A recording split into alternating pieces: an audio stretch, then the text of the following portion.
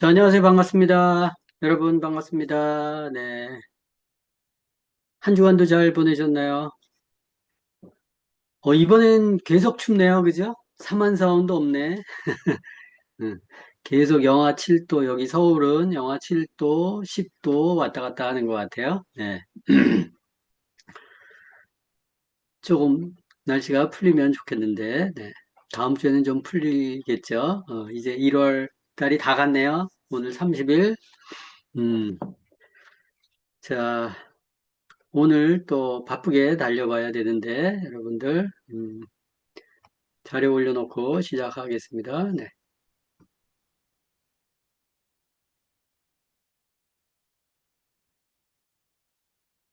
자, 여러분들 잘 따라오시죠? 잘 따라오시죠? 네. 제가, 보니까, 제가 가리키는 프로그램 같은 것들을 이렇게 문의하시는 분들이 계세요. 이게 어떤 과정이 어떤 형태로 진행되는지, 또 어떤 과정이 그 뒤에 남아있는지, 뭐 이렇게 얘기를 하시는데, 제가 그 개인 홈피를 이렇게 만들어서 좀 운영을 이제 시작을 했어요. 거기에 이제 좀 써놨는데 정리한 내용을 잠깐 소개드리고 그리고 진행하도록 하겠습니다. 네. 제가 운영하고 있는 프로그램은 이런 형태로 진행이 되고 있어요. 헬스 디렉터 양성 시스템 해서 헬스 디렉터는 헬스 건강의 방향 디렉터 디렉션 방향을 잡아주는 사람이다. 몸 고치는 사람이 아니죠. 몸 고치는 사람은 의사죠, 그죠? 근데 저희는 몸과 또 삶을 경영할 수 있게 만드는 멘토를 지향하는 모임이고 스텝 1은 뭐 책이나 컨텐츠 SNS 보고 이제 건강에 대해서 좀 습득을 하고 그걸 좀 더 체계적으로 하자 해서 오픈 건강 교실 지금 우리가 진행하고 있는 거죠. 10주 과정 진행합니다. 이거의 취지는 여러분들 잘 아시겠지만 건강에 대해서 이것저것 많이 알잖아요. 그죠? 근데 실제 삶에 적용을 시켜서 자기 몸을 건강하게 만드는 것은 또 별도의 문제예요. 그래서 오픈 건강 교실은 수많은 정보들이 있지만 지켜 행하지 않으면 말짱 헛이에요. 헛것이에요. 그래서 남에게 의존하지 않고 스스로 내 몸을 살릴 수 있는 과정이 바로 오픈 건강 교실입니다. 그래서 실제 여러분들이 지금 주차별로 배우고 있잖아요. 그죠? 오늘 디톡스 다이어트인데 지난주에 생활용품과 환경호르몬 뭐 이런 것들 배웠잖아요. 배우면 이렇게 적용을 시켜야 돼요. 그죠? 다시 뒤에서 잠깐 얘기 드리겠지만 그래서 오픈 건강 교실을 통해서 내 몸을 케어할 수 있어야 돼요. 근데 이제 내 몸을 케어하는데 여러분들 가족이나 누구한테 얘기하면 그 사람들이 말을 잘 듣나요? 잘 안 들어요. 잘 안 듣고 귀도 안 열려 있고 또 내가 말을 잘 할 수도 없고 이제 그런 부분들에 봉착하니까 오픈건 교실은 사실은 혼자 듣는 것보다 나와 내 주변의 가족 또 가까이 내가 이렇게 좀 케어해 주려고 하는 사람들과 같이 듣는 과정이 오픈 건강 교실이에요. 이름도 그렇게 적고 그리고 이제 스텝 3은 건강 코칭 교실 10주 과정인데 이것은 아까 오픈 건강교실은 내 몸을 케어하는 과정이야. 스스로 셀프 케어한다. 그래서 내 건강에 대해서는 이제 걱정하지 않는다. 이런 수준으로.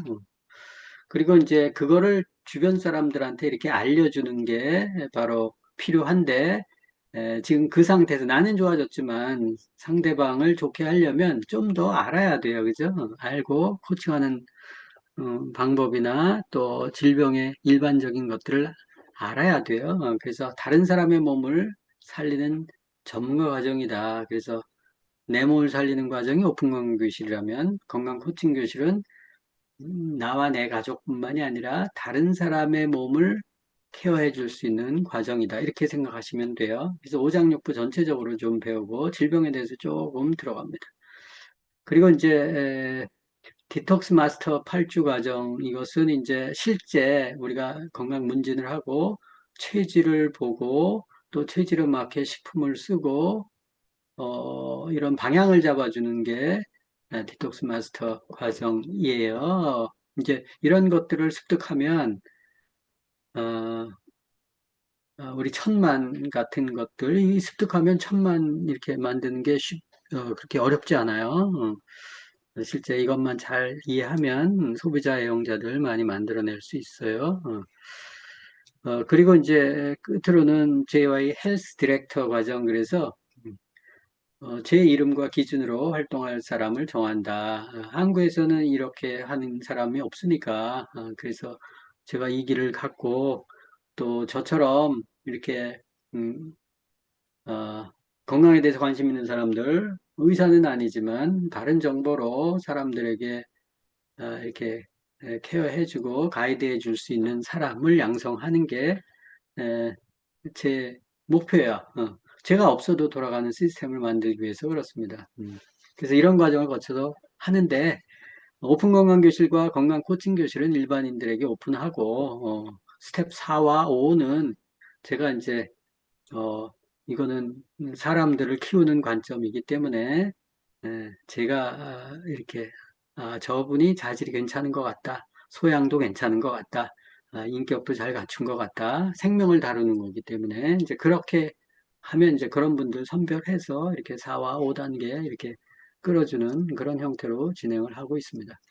자, 오픈건강교실 10주 과정 말씀드렸지만 이것은 내 몸을 스스로 케어할 수 있는 과정이다라는 거예요. 그래서 건강에 대해서 알아야 될 것들이 꽤 있는데 그걸 뭐 한두 시간으로 딱 할 수 없기 때문에 10주 과정을 통해서 주제별로 나눠서 설명을 드리는 거예요.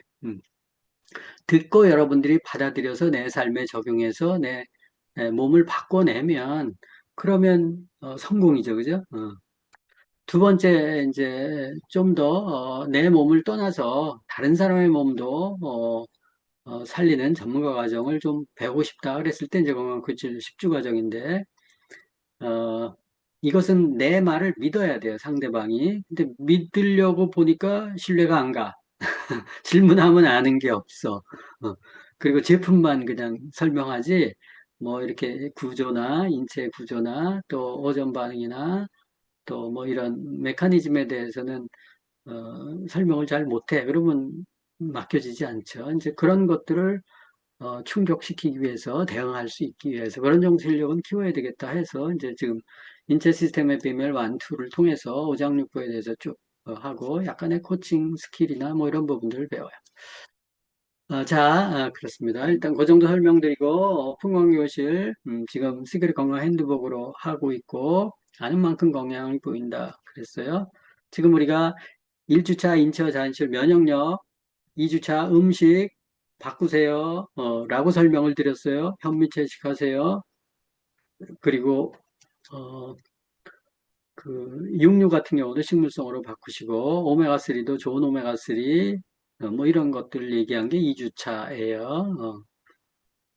그리고 이제 3주차에 장 개선에 유산균과 식이섬유, 특히 식이섬유 같은 거 잘 고려해야 된다.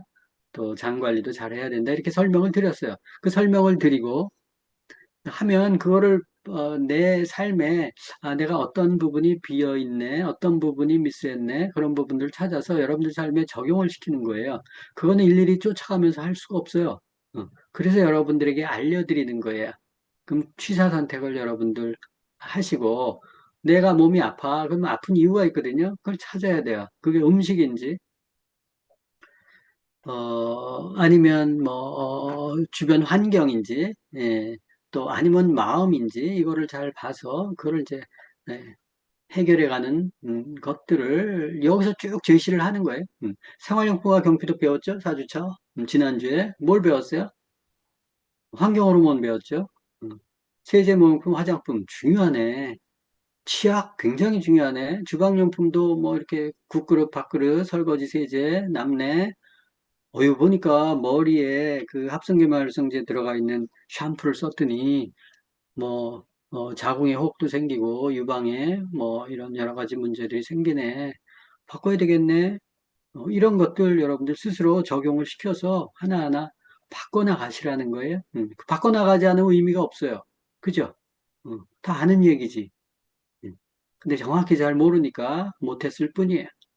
그래서 방향을 이렇게 제시해 드리니까 그것을 이렇게 잘 받아들여서 바꿀 부분들은 얼른 얼른 이렇게 바꿔 나가시는 게 좋아요.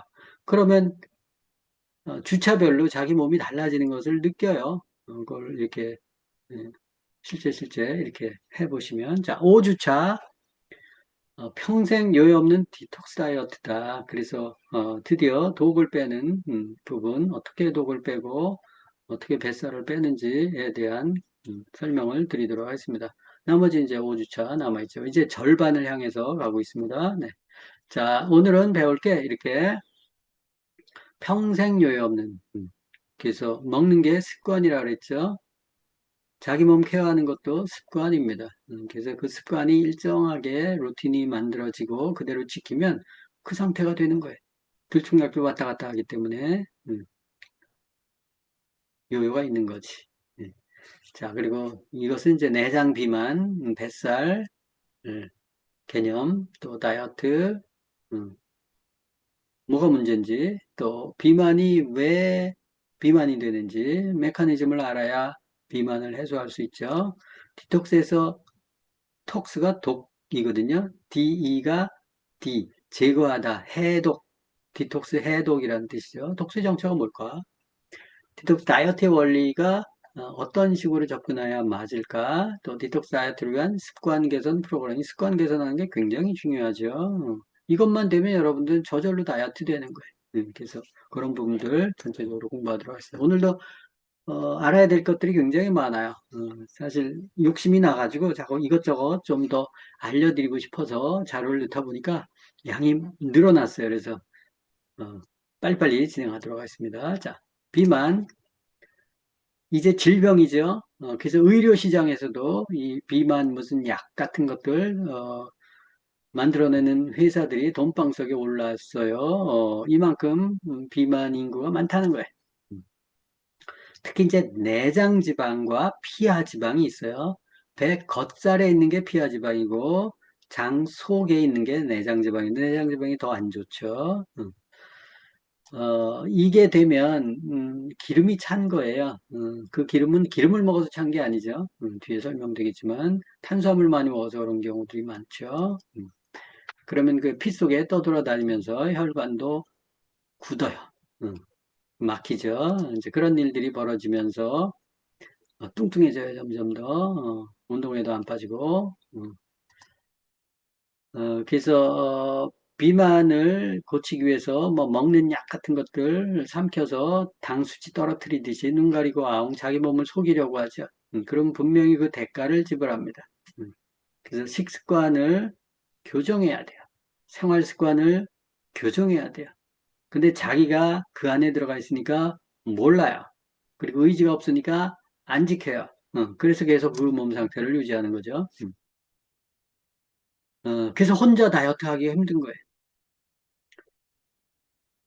비만이라고 하면 보통 뚱뚱한 사람 생각하지만 실제 마른 비만도 있다. 그래서 비만을 체지방률을 가지고 보통 재요. 그래서 자기 몸무게의 15% 이내, 남자들은 그게 정상이다.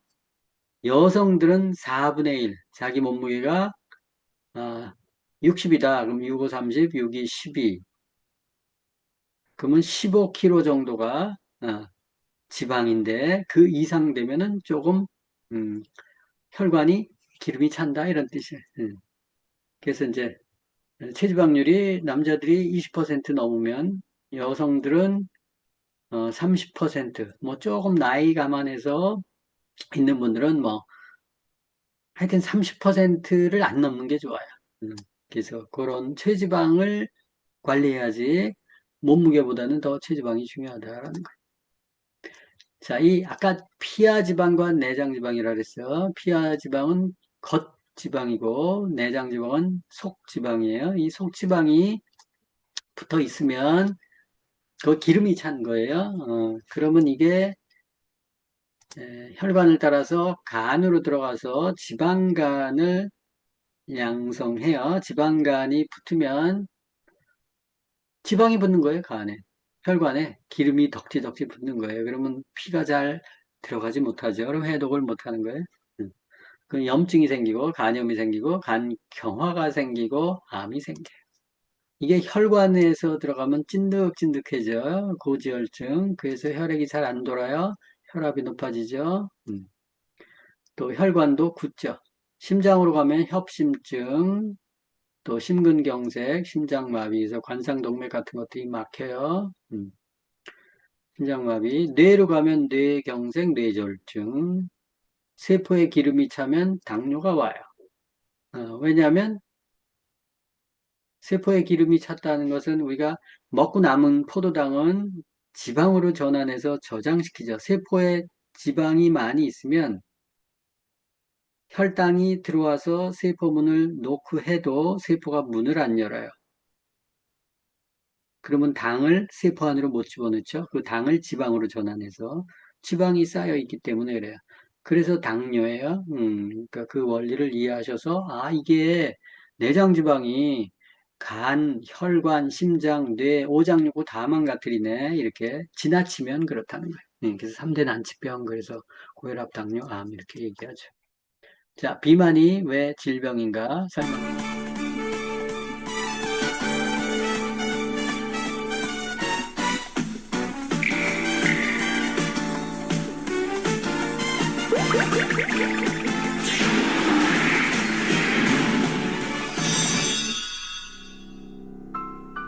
신드롬 X, X증후군이라고 말하는 이 학설은 현대인들이 가지고 있는 성인병의 실체를 밝혀냈다.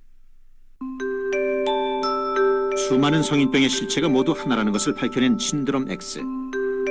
특히 혈관 질환을 일으키는 여러 위험 인자 중 가장 대표적인 것은 바로 복부 비만, 만병의 근원이 복부 비만인 것이다. 다른 지방보다 쉽게 분해되는 복부 지방은 혈관 내로 바로 스며들게 되고 이것이 동맥경화의 주 원인이 된다. 또 췌장에선 고혈압과 당뇨를 일으키는 주범이 되며 간으로 들어가선 지방간을 일으키게 된다. 각종 성인병이 바로 이 복부 지방에서 시작되는 것이다.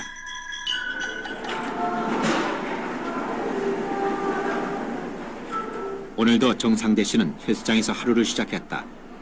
꼬박 2년째 하루도 거르지 않은 아침 운동. 그의 이런 변화엔 남다른 사연이 있다. 유달리 튀어나온 뱃살. 정씨는 팔다리는 가늘고 배만 불룩한 전형적인 복부 비만이었다. 운동을 하는데 저러네요, 그죠? 그 대사증후군 환자를 우리가 쭉 분석을 해봤더니 한 60에서 한 70%에서 복부 비만을 갖고 있는 것이 나왔습니다. 그래서 역시 이런 복부 비만이 근원이 돼서 지금 얘기했었던 당뇨, 고혈압, 비만, 그다음에 동맥경화증 이런 것들이 생기지 않는가 봅니다. 오랜 세월 콜레스테롤이 혈관에 쌓이면 죽종이라는 또 다른 막이 혈관 안에 생기게 된다. 혈관의 3분의 2를 차지할 만큼 커져버린 죽종은 혈액의 흐름을 방해하는 가장 큰 원인이다. 조직을 짜다보면은요. 마치 식어버린 육류의 지방질처럼 하얗게 굳어있는 물질. 이것이 바로 과도한 영양으로 혈관 안에 쌓여있던 콜레스테롤이다. 성분이 가득 들어있는 것이 보이겠습니다. 비계죠, 비계 같이. 하지만 이건 역시 이렇게 될 때까지 전조 증상은 별다르게 나타나지 않는다.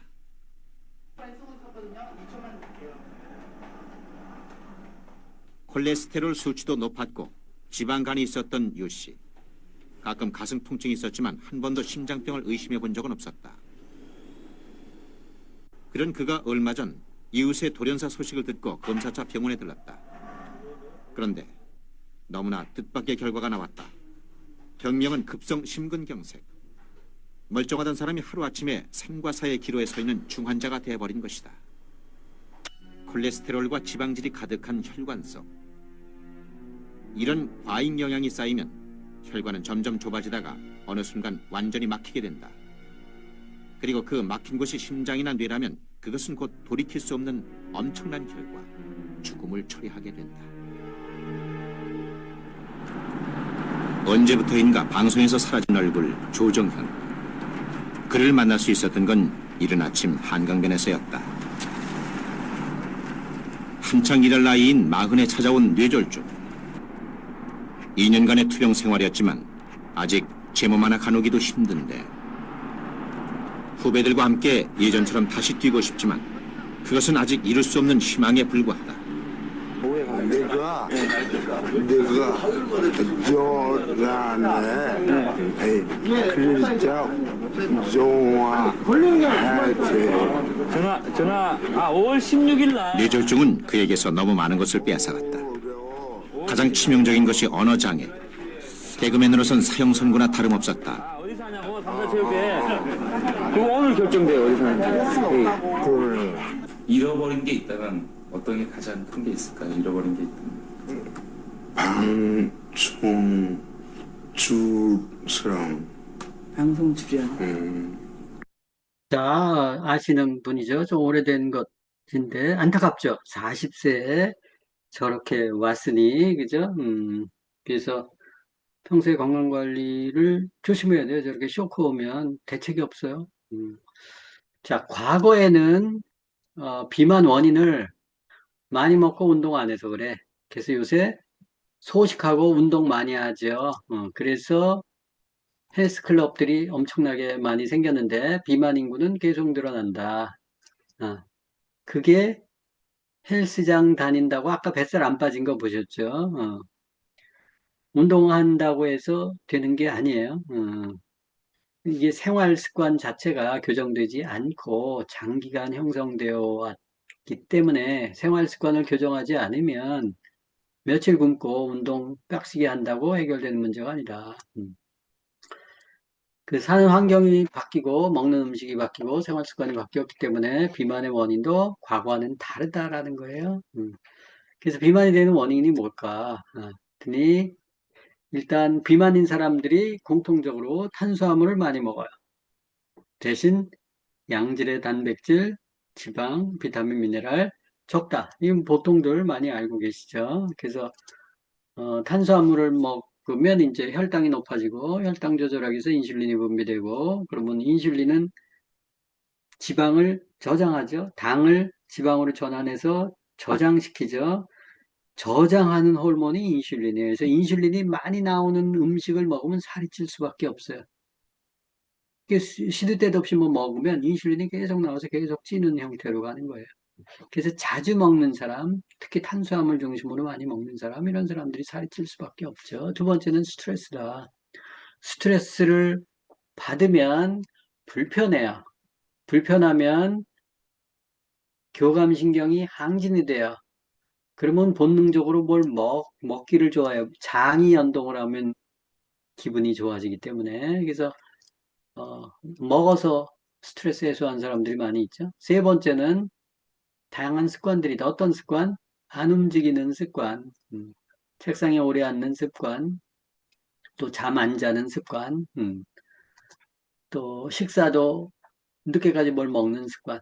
밤늦게 있으면 뭐예요? 배고프잖아. 먹는 거지. 그런 습관들 때문에 그렇다.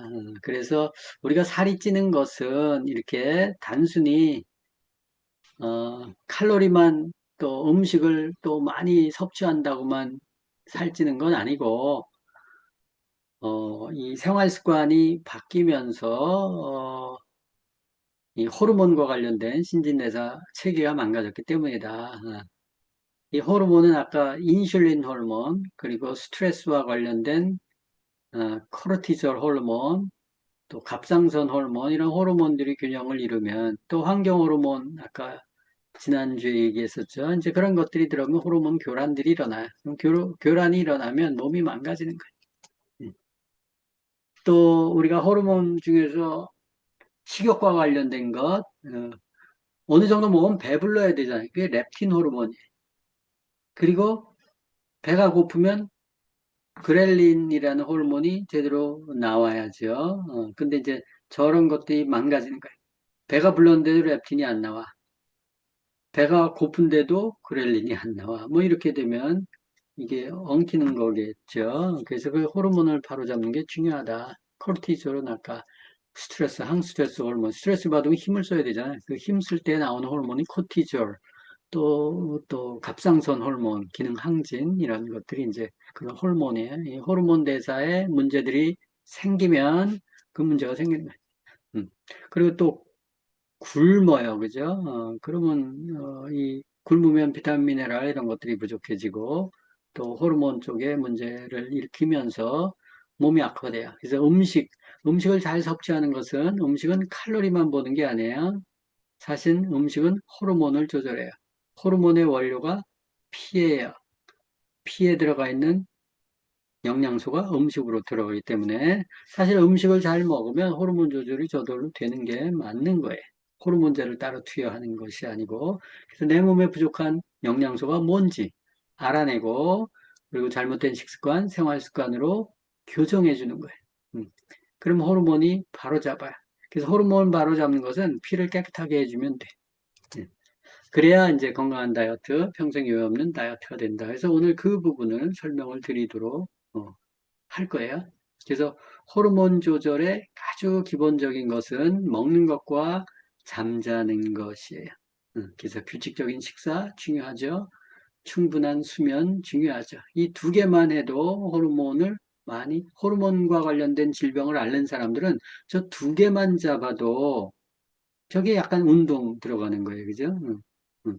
저것만 잡아도 한 8, 90%는 잡혀요. 물론 이제 음식과 관련된 것들이 좀 더 있긴 하지만, 자, 비만의 원인과 메커니즘 좀 더 구체적으로 보죠. 자, 누구나 비만 유전자를 갖고 있다. 근데 그 유전자가 작동하느냐 안 하느냐의 문제다. 비만 스위치가 켜지는 원인이 뭘까? 그래서 식습관 관점에서 좀 더 세부적으로 살펴보면 다음과 같다. 그래서 탄수화물 많이 먹는 사람 잘 알죠? 과식, 폭식, 야식, 인스턴트식, 고탄수화물식. 음. 일단 많이 먹고 자주 먹고 단 음식 중심으로 먹고 음, 헛헛하면 뭘 집어먹고 혈당 높아질 수밖에 없죠. 혈당이 높으면 혈당을 내리기 위해서 인슐린이 작동하는데 인슐린이 과다 분비되면 전부 쌓이는 거예요. 음. 그래서 지방이 축적이 되죠. 우리가 먹고 있는 음식 같은 것들이 탄수화물이 많죠. 쌀, 라면, 빵, 과자, 초콜릿 이런 것들.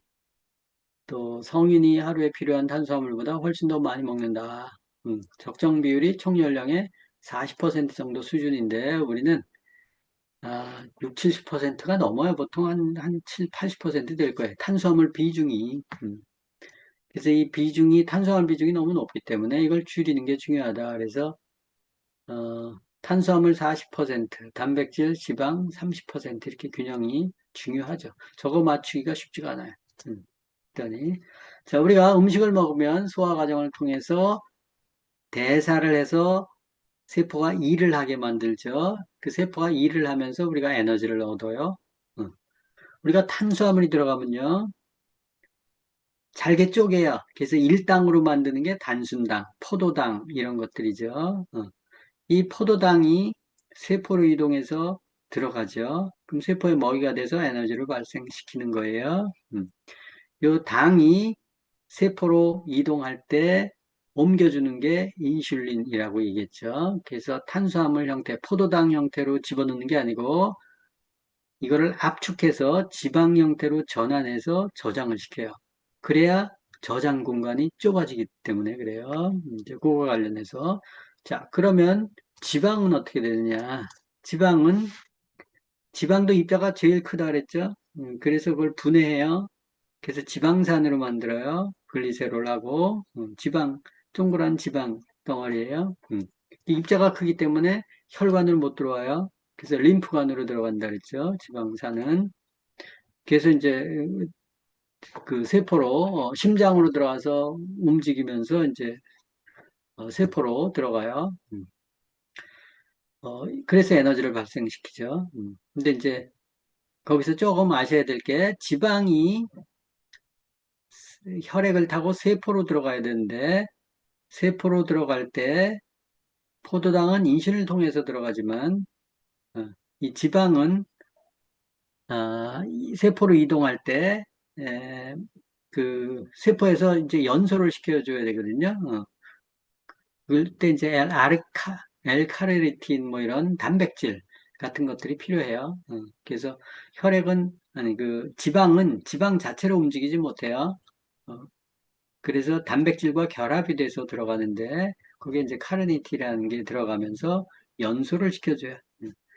그 연소시키지 않은 저장 형태로 남아 있기 때문에 저런 부분들이 이제 필요하고 단백질이 들어가서는 아미노산으로 분해가 되죠. 20개의 아미노산.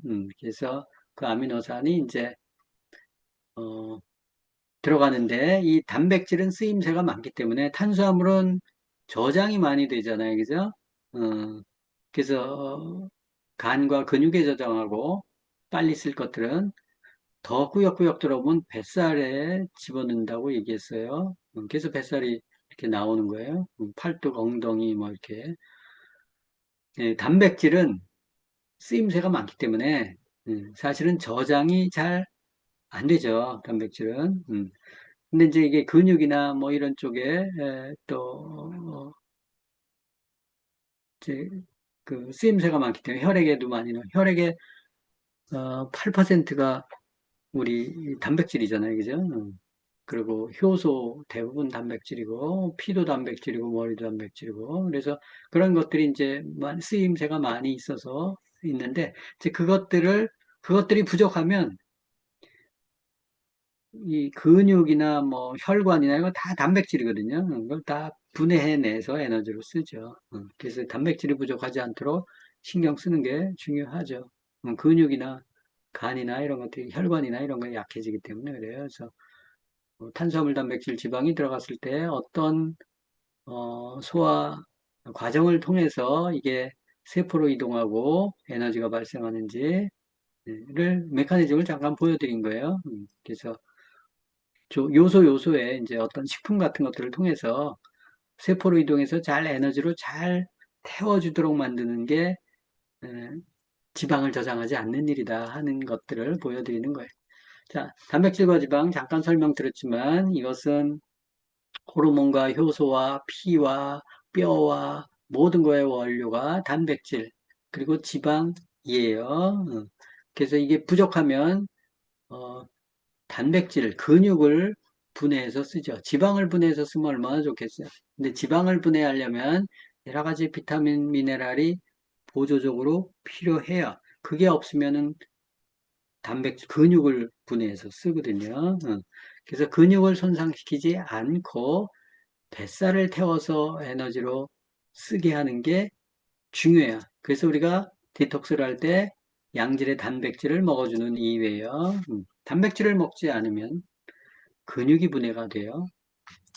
근데 잘못된 단백질을 먹으면 오히려 근육도 분해되지만 아, 연소가 잘 되어지지 않고 그리고 어, 안 좋은 단백질로 작용해서 문제가 될 수가 있어요. 동물성 단백질 같은 경우들 또 해독 과정에서 암모니아 나오고 또 고기에는 카제인 단백질 또 우유에도 카제인 단백질 이런 발암 물질을 유발하는 단백질 같은 것들 이런 것들을 안 먹는 게 좋고 식물성 단백질을 섭취하는 게 좋다고 얘기했어요.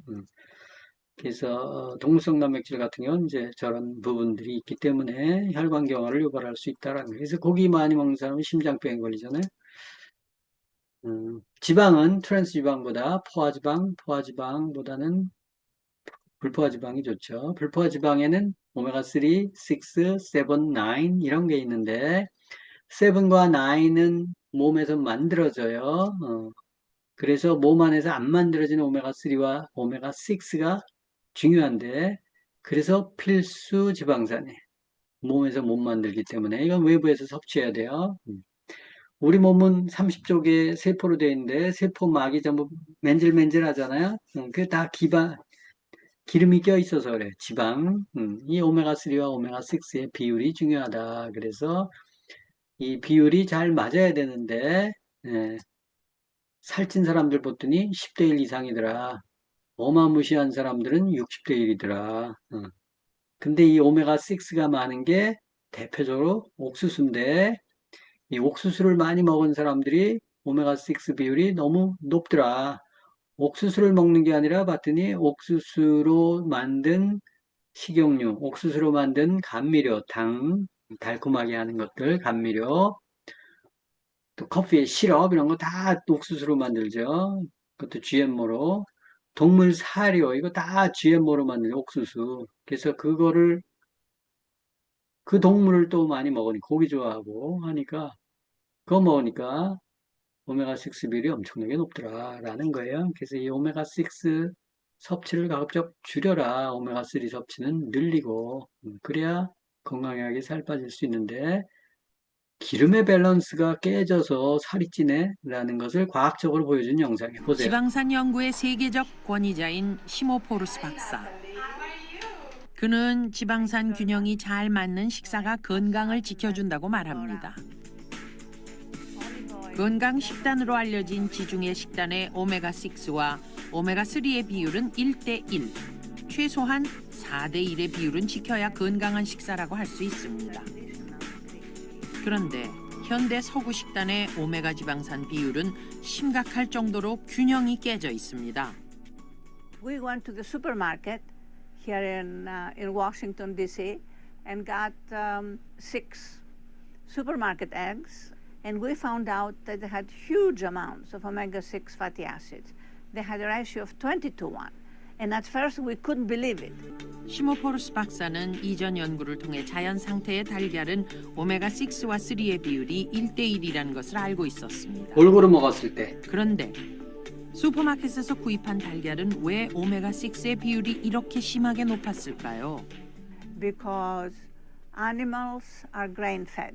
And when the chickens are fed corn, they produce eggs that are very high in omega-6 fatty acids because corn is all omega-6. 옥수수는 지구상에서 가장 많이 재배되는 농작물입니다. 그리고 요즘 동물들은 대체로 옥수수 사료를 먹습니다. 그런데 옥수수는 곡물 중에서도 오메가6 지방산의 비율이 압도적으로 높습니다. 옥수수의 오메가6와 3의 비율은 무려 60대 1입니다.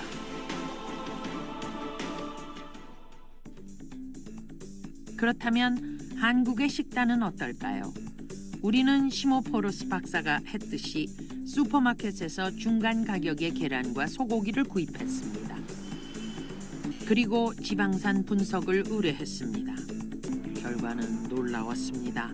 계란 60대 1, 소고기 108대 1. 오메가3 지방산은 거의 없습니다. 그렇다면 우리 몸의 지방산 균형은 어떨까요? 우리는 마른 체형부터 비만 체형인 10명의 혈액에서 지방산 분석을 해보기로 했습니다. 과체중인 5명의 평균은 50대 1, 정상 체중인 5명의 평균은 11대 1, 그중에서 고도 비만인 2사람의 수치는 125대 1과 92대 1로 매우 높았습니다. 우리는 한 가지 재미있는 분석을 해보기로 했습니다. 우리는 얼마나 많은 옥수수를 먹고 있는 것일까? 이렇게 머리카락을 잘라 탄소 분석을 하면 우리 몸을 구성하는 탄소의 성분을 확인할 수 있습니다. 제 생각에는 머리카락 속에서 옥수수는 거의 안 나타날 거라고 판단이 됩니다. 네. 평소에 안 드시니까. 그렇죠. 버지니아 주립대학의 스티븐 맥코 교수. 그는 머리카락 내에 있는 탄소 동위 원소 구성을 분석하여 몸속의 음식물 비율을 알아냅니다. 분석을 시작한 지 10분, 결과가 나왔습니다. 안녕하세요. 어서 오세요. 34%가 나온 겁니까? 바뀐 거 아니에요? 34%. 와. 아빠의 몸속에는 옥수수 성분이 16%, 딸 서현이의 몸속에는 옥수수 성분이 34% 포함되어 있습니다. 아니, 옥수수를 갖다 저희가 먹었던 기억이 거의 없는데. 이때 정말 옥수수 저희 캔도 안 먹었거든요. 근데 어떻게 옥수수가 이렇게 몸에서 많이 났을까? The meats are being fed corn, so that carbon is coming from corn, but through the meat. The cheese that they might eat, or the milk that the daughter might drink. 치즈, 우유, 고기 이런 거에 오메가6가 많다는 거예요. 살이 찌네, 그죠? 집에서 안 먹는다고 해도 친구들끼리 나가서 먹다 보면 저기 먹게 되는 게 뭐 피자나 유제품, 뭐 아이스크림, 기본적으로 아이스크림도 많이 먹잖아요. 갑자기 서현이가 울음을 터뜨립니다. 정확한 내용은 이해할 수 없지만 뭔가 좋지 않은 일이라고 생각하는 듯합니다. 그러나 이것은 개인의 잘못이 아닙니다. 우리도 모르게 우리 몸이 옥수수 성분으로 채워지고 있습니다. 오메가6 지방산의 섭취가 늘어나면 왜 문제가 되는 것일까요?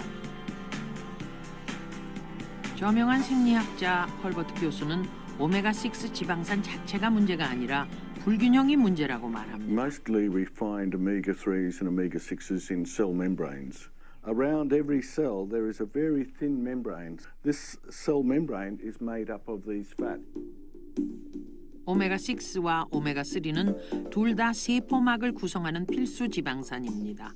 세포막의 오메가3는 DHA라고도 불립니다. 그런데 두 지방산은 움직임에서 차이가 납니다. 오메가3 지방산은 활발하고 빠른 반면 오메가6 지방산은 움직임이 둔하죠.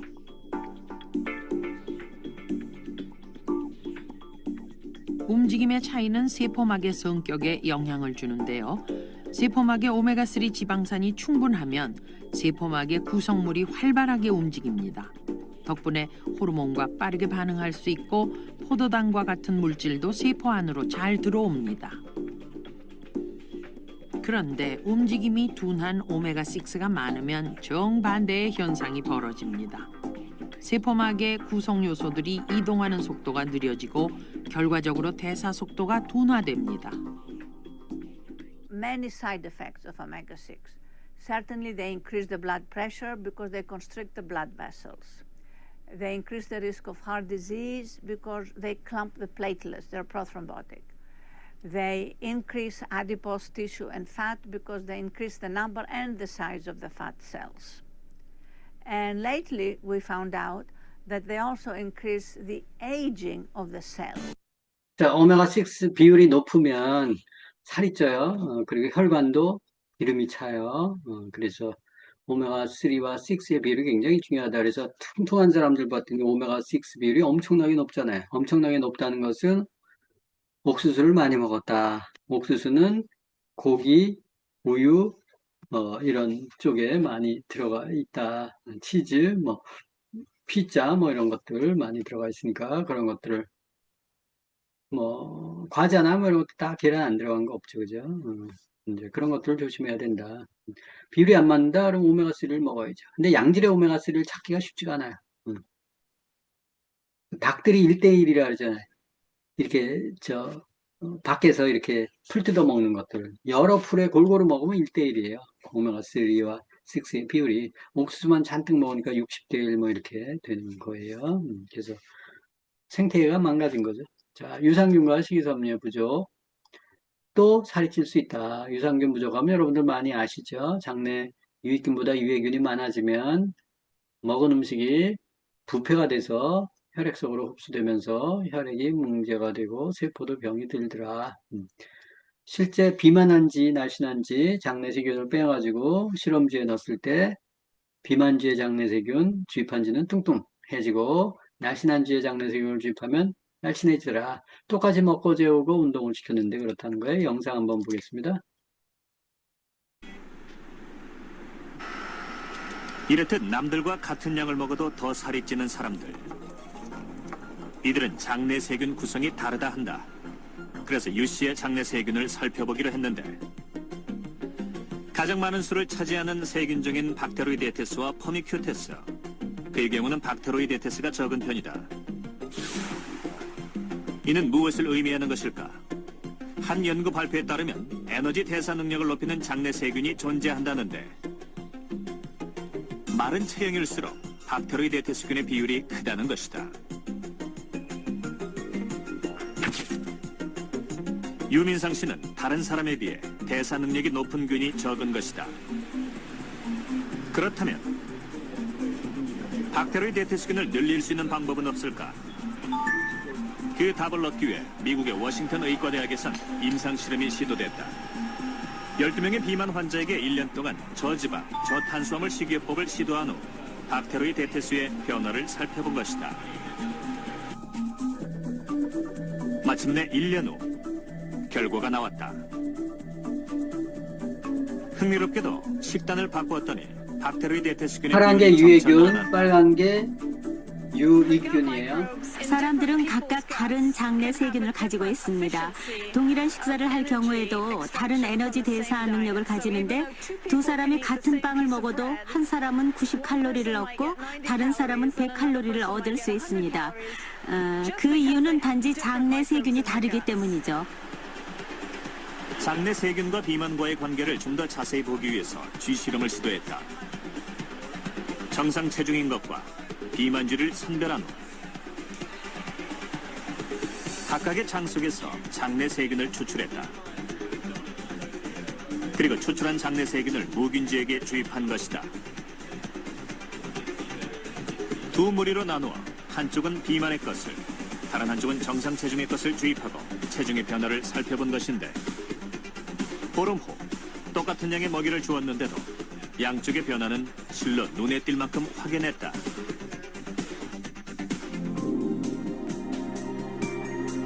비만쥐의 장내 세균을 주입한 쥐는 2배 이상 몸이 불어난 것이다.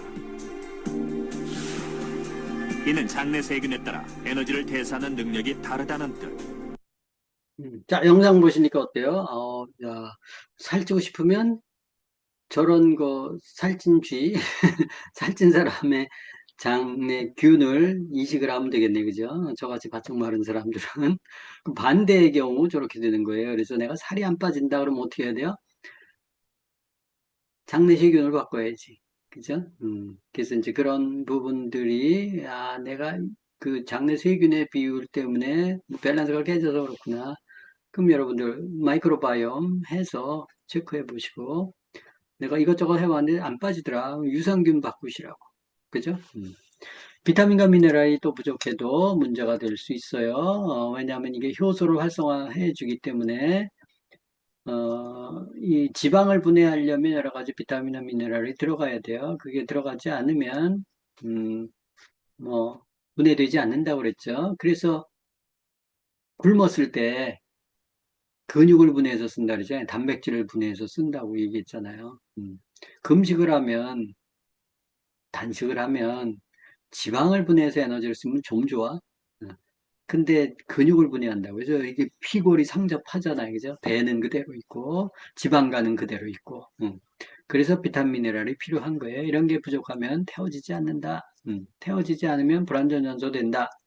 그러면 피로물질, 중성지방, 콜레스테롤 이런 것들이 잔류하게 된다라는 거예요. 자, 이 네 가지가 뭐예요? 탄수화물, 단백질, 지방. 탄수화물 과대 먹는다. 단백질도 안 좋은 단백질 먹고 탄수화물 비율보다 단백질 비율, 탄수화물과 단백질 이런 비율이 부정하다.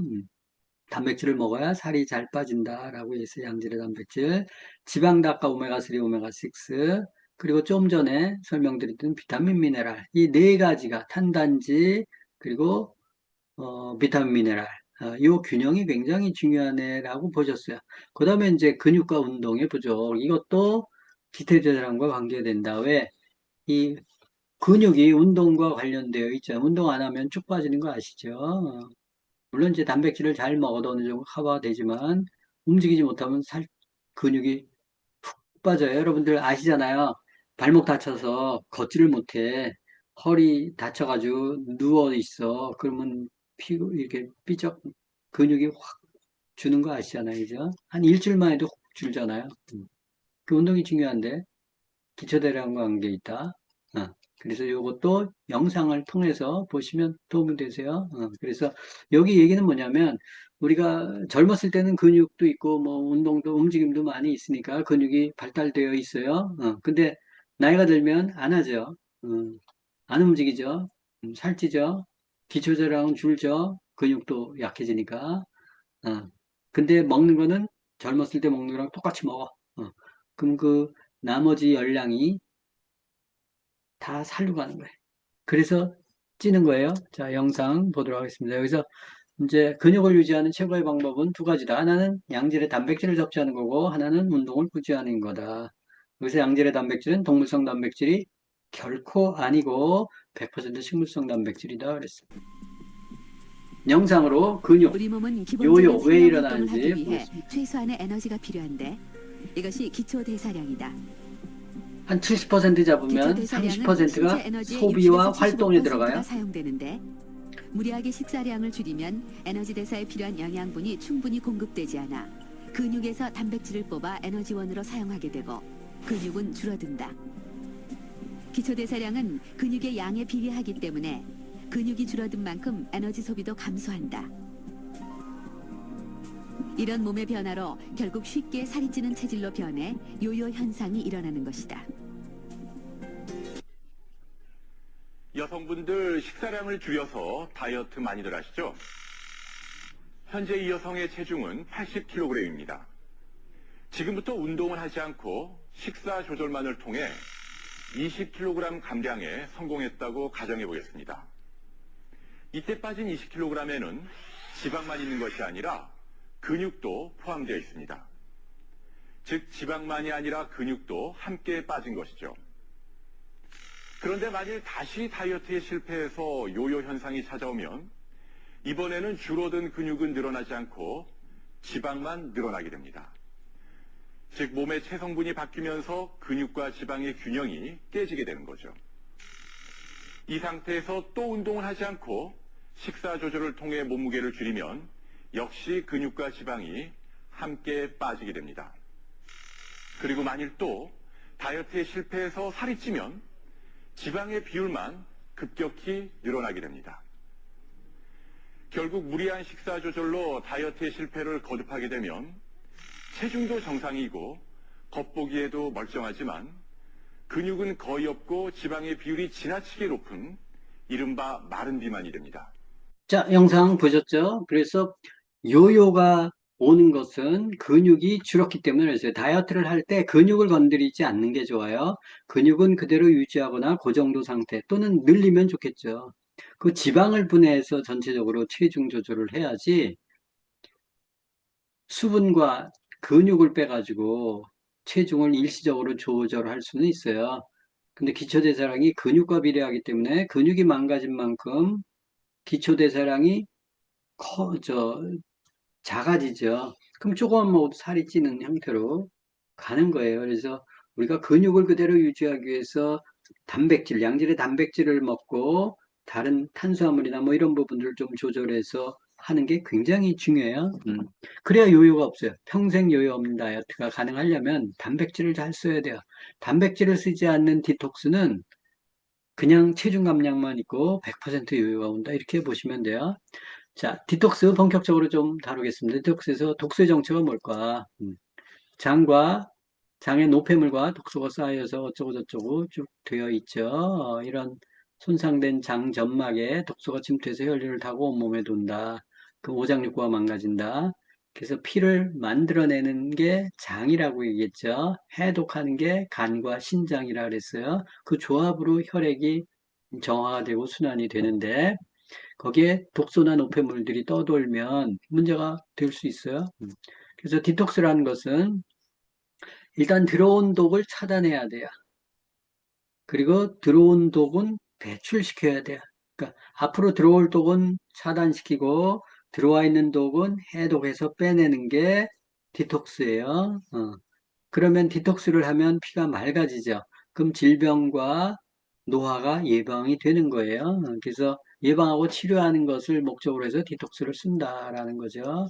근데 이제 보통은 사람마다 다 틀려요. 그래서 우리가 다이어트 식품들 그냥 대중적인 식품 만들어가지고 다 이렇게 밀어 넣잖아요. 그죠? 그게 어떤 사람은 효과 있고 어떤 사람은 효과 없는데 효과 없을 가능성이 더 크지. 왜? 사람마다 다 틀려. 식습관, 생활습관, 운동습관, 영양습관, 또 몸에 부족한 영양소 다 틀려. 그 영양소들도 그 사람 몸에 흡수되는지 안 흡수되는지도 잘 몰라. 체질마다 다 틀려. 해보면 복잡해요. 그래서 못 빼는 거예요. 그거를 이제 잘 분석을 해서 그 체질에 맞는 식품들, 부족한 식품들을 잘 집어넣어서 배합해서 안내해 주는 게 굉장히 중요해요. 그래서 여기 이제 디톡스를 제대로 하면 최소한 뭐 단기적으로는 뭐 3주 단기적으로 보통 이제 3주 3개월 정도 이렇게 진행을 하는데 최소한 3개월에 4개월 정도 진행을 해요. 그래야 뭐 디톡스라고 할 수가 있지. 음. 디톡스를 하면 보통 2 내지 5kg 정도, 한 달 정도 했을 때 체지방이 감량이 돼요. 물론 더 되는 경우도 있지만, 뭐 10kg 이상 되는 경우도 있고 15kg 이상 되는 경우도 있어요. 근데 이제 그거는 상황에 따라 다 다르다. 피해독이 그러면 피를 맑게 하는 게 중요하다는데 왜 중요한가? 영상 보겠습니다. 맑아지면 다이어트도 같이 좀 따라가나요? 예, 그 기본입니다. 아니 근데 요즘에 해독 많이 얘기를 하는데 사실 해독이 뭔지 잘 모르겠어요. 그냥 얼굴 봐서 좀 독소가 있는 것 같다. 뭔가 뾰루지가 올라올 때 우리가 그런 얘기도 많이 하고 내 몸이 좀 독소가 쌓인 것 같아 이런 얘기를 하긴 하지만 관심사이긴 한데 해독이 잘 뭔지 모르겠어요. 피 해독이 왜 중요한 걸까요? 해독하면 머리끝부터 발끝까지 총 연장 길이가 12만 킬로에 해당하는 그 혈관 속의 혈액이 다 맑아지기 때문에 사실 근원적인 본질적인 치료를 하면 증상과 통증과 질병이 동시에 해결이 돼야 돼요. 그러니까 완전 기초적인 게 피니까 곳곳에 피가 좋아야 좋은 영양분이 공급되는군요. 예, 그래서 여기서 잠깐 제가 하나 간단한 질문 하나 드리겠습니다. 피가 혈관을 통해서 온몸을 도는데 과연 시간이 얼마나 걸릴 것 같습니까? 그러니까 여기서 한 바퀴 쭉 도는데요. 심장에서 나간 피가 다시 심장까지 돌아오는. 6시간? 아니야. 한 몇 시간. 초, 몇 초? 1시간. 한 20초? 네, 제가 정답을 말씀드리겠습니다. 네. 보통 약 25초 걸립니다. 정답이잖아. 아니 25초 만에 휙 돌아요? 예, 생각보다 한 바퀴 도는 사이클의 시간이 되게 빠릅니다. 그렇기 때문에 우리가 어떤 인젝션으로 나쁜 물질이 혈액 속에 들어오면 우리가 생각하는 것보다 빨리 전신에 퍼진다는 거예요. 그런데 이제 거꾸로 말씀드리면 이렇게 빨리 확산이 되고 빨리 피가 돌기 때문에 피를 맑게 하는 식생활을 가지게 되면 그만큼 또 우리의 몸은 빨리 회복이 될 수 있다. 조희연 선생님도 이 말에 동의하세요? 네, 맞습니다. 사실 우리 동양의학에서 그런 말이 있어요. 만병일독이라고 하는데요. 모든 많은 병들이 한 가지 원인에서 나오는데요. 그 원인에서 바로 그 오염된 피 때문에 발생된다고 볼 수 있어요. 그러면은 우리 피를 건강하게 유지할 수 있으면은 그러면은 모든 병 예방할 수 있다는 얘기예요. 네. 그래서 피를 깨끗하게 하는 게 굉장히 중요하다. 사람마다 다 체질이 틀리고 먹는 식습관이나 생활 습관이 다 틀리기 때문에 개인 맞춤형이 제일 좋긴 하죠. 근데 이게 개인 맞춤형으로 하려면 훈련이 돼야 되고 또 그에 맞는 식품들도 발달이 돼야 되는데 이제 그게 잘 안 되면 저게 힘들죠. 그죠? 그래서 디톡스는 음식의 섭취를 최소화하고 요 할 동안은 부족한 영양소는 보충하고 또 장을 해독시켜주는 게 굉장히 중요하다. 근데 이제 장벽 안에 보시면 융털돌기나 뭐 여러 가지가 있잖아요. 거기에 뭐 수세미를 넣고 밀 수가 없잖아요. 그러니까 유산균을 집어넣어서 발효를 시켜서 이제 안 좋은 것들 끼어 있는 찌꺼기들을 전부 이렇게 발효시켜서 퍼 올린 다음에 그 다음에 식이섬유로 흡착해가지고 수세미처럼 쭉 빼내는 게 이제 장을 깨끗하게 하는 게 굉장히 중요하잖아요, 그죠? 그래서 유산균과 식이섬유가 아주 기본 중에 기본이에요. 그래서 디톡스를 한다 그러는데 유산균과 식이섬유를 안 쓴다. 그러면 그건 헛거예요. 거짓말이에요. 올바른 디톡스를 할 수 없어요. 근데 유산균 병원에서요? 식이섬유 병원에서 있어요? 한의원에도 있나요? 저런 것들이 중요하다. 그래서 개인마다 체질도 다르고 부족한 영양소도 다르기 때문에 식이요법, 영양요법, 운동요법, 생활습관 개선 방법 이런 것들이 조금씩 다를 수 있다. 보통 이제 3개월 정도의 시간을 들여서 습관을 개선하면 3개월, 4개월 정도 요요가 거의 없어서 건강한 디톡스 다이어트를 할 수 있다 그랬어요. 자, 디톡스 다이어트의 원리. 우리 몸 안에 독이 있으면 독을 감싸 안기 위해서 지방이 발달해서 지방이 축적이 된다 그래요. 그래서 지방이 있는 곳에는 독이 있다. 그래서 이 독을 빼는 게 중요한데 그 독을 빼는 과정에서 지방이 분해가 되잖아요. 그죠? 그래서 이제 독을 빼야 지방이 빠지고 독을 빼지 않은 상태에서 체중만 빼면 다시 지방이 붙어요. 그래서 독소를 빼는 게 중요하다. 이 독소가 환경오염, 각종 매연, 분진, 중금속, 뭐 GMO, 뭐 여러 가지 있다고 그랬죠. 이런 가짜 음식 이런 것들 때문에 독소들이 너무 많다. 그래서 이 디톡스를 할 때 아주 기본적으로 3주 프로그램이 중요한데 저도 이제 이분이 이론적으로 임상을 했기 때문에 이 3주를 받아들여서 보통 뭐 2주 디톡스, 뭐 1주 디톡스, 심지어는 3일 디톡스 뭐 이렇게 얘기하는데 이거는 다 실제 효과적인 측면에서는 좀 떨어질 거예요. 그래서 3주가 왜 3주인가 영상 I 한번 wrote this 보겠습니다. book because this is one of the tools that I use in my medical practice with incredible success. Everybody walking around in the modern world has some degree of gut 모든 damage. 사람이 And 장이 that 나빠져 is 있다. where 장이 모든 health 건강과 and 질병이 disease begins. 원인이다. The root of health and disease is in the gut. And gut repair is what allows people to really deal 장을 with the 회복하는 root 게 of problems 건강을 and avoid 잡는 disease 거다. in the future. 예방도 My 하는 second 거다. book, Clean Gut, is about how the gut works, how the gut gets damaged, and a 21-day program 21일 for 프로그램을 repairing it. 소개한다. When I talk about the gut, I talk about a series of organs and systems that are the key to health and also the key to finding the root of disease. One is the intestinal flora. Two, the intestinal wall. 소화관이고 Three, 두 번째는 the immune 장벽이고 system 세 around the 번째는 digestive 면역 tube, 시스템이다. which comprises about 80% of our immune system. 80%가 장에 And 있다. four 면역 is 시스템이. the nervous system around the intestines, which is in size bigger than the one 신경 in 시스템이 our 두 개가 skull, 있는데 but in 하나는 activity 머리에 있고 much 하나는 bigger. 장에 있다.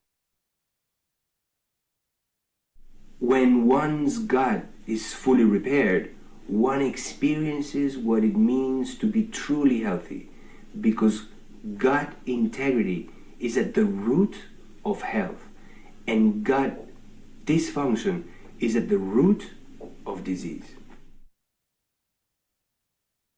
Anybody that lives in the modern world would benefit from reading Clean Gut and putting into practice its principles, because everybody that lives in the modern world today has some degree of gut dysfunction, of gut damage. Modern life is not gut. 자, 장이 중요하다라는 거고 저분이 이제 의사인데 임상을 해보니까 3주가 제일 적합하더라. 더 길게 하니까 하기 힘들고 3주 정도 되니까 효과가 나더라. 물론 사람마다 틀려요. 근데 이제 3만 가지고는 3주 정도만 가지고 습관이 세팅이 되기가 좀 힘들기 때문에 그리고 피가 맑아지는데 적혈구의 수명이 4개월 정도 돼요. 그래서 한 3주 플러스 3개월 정도 붙여서 습관을 세팅해 주는 게 이제 33, 저는 이제 그렇게 했어요.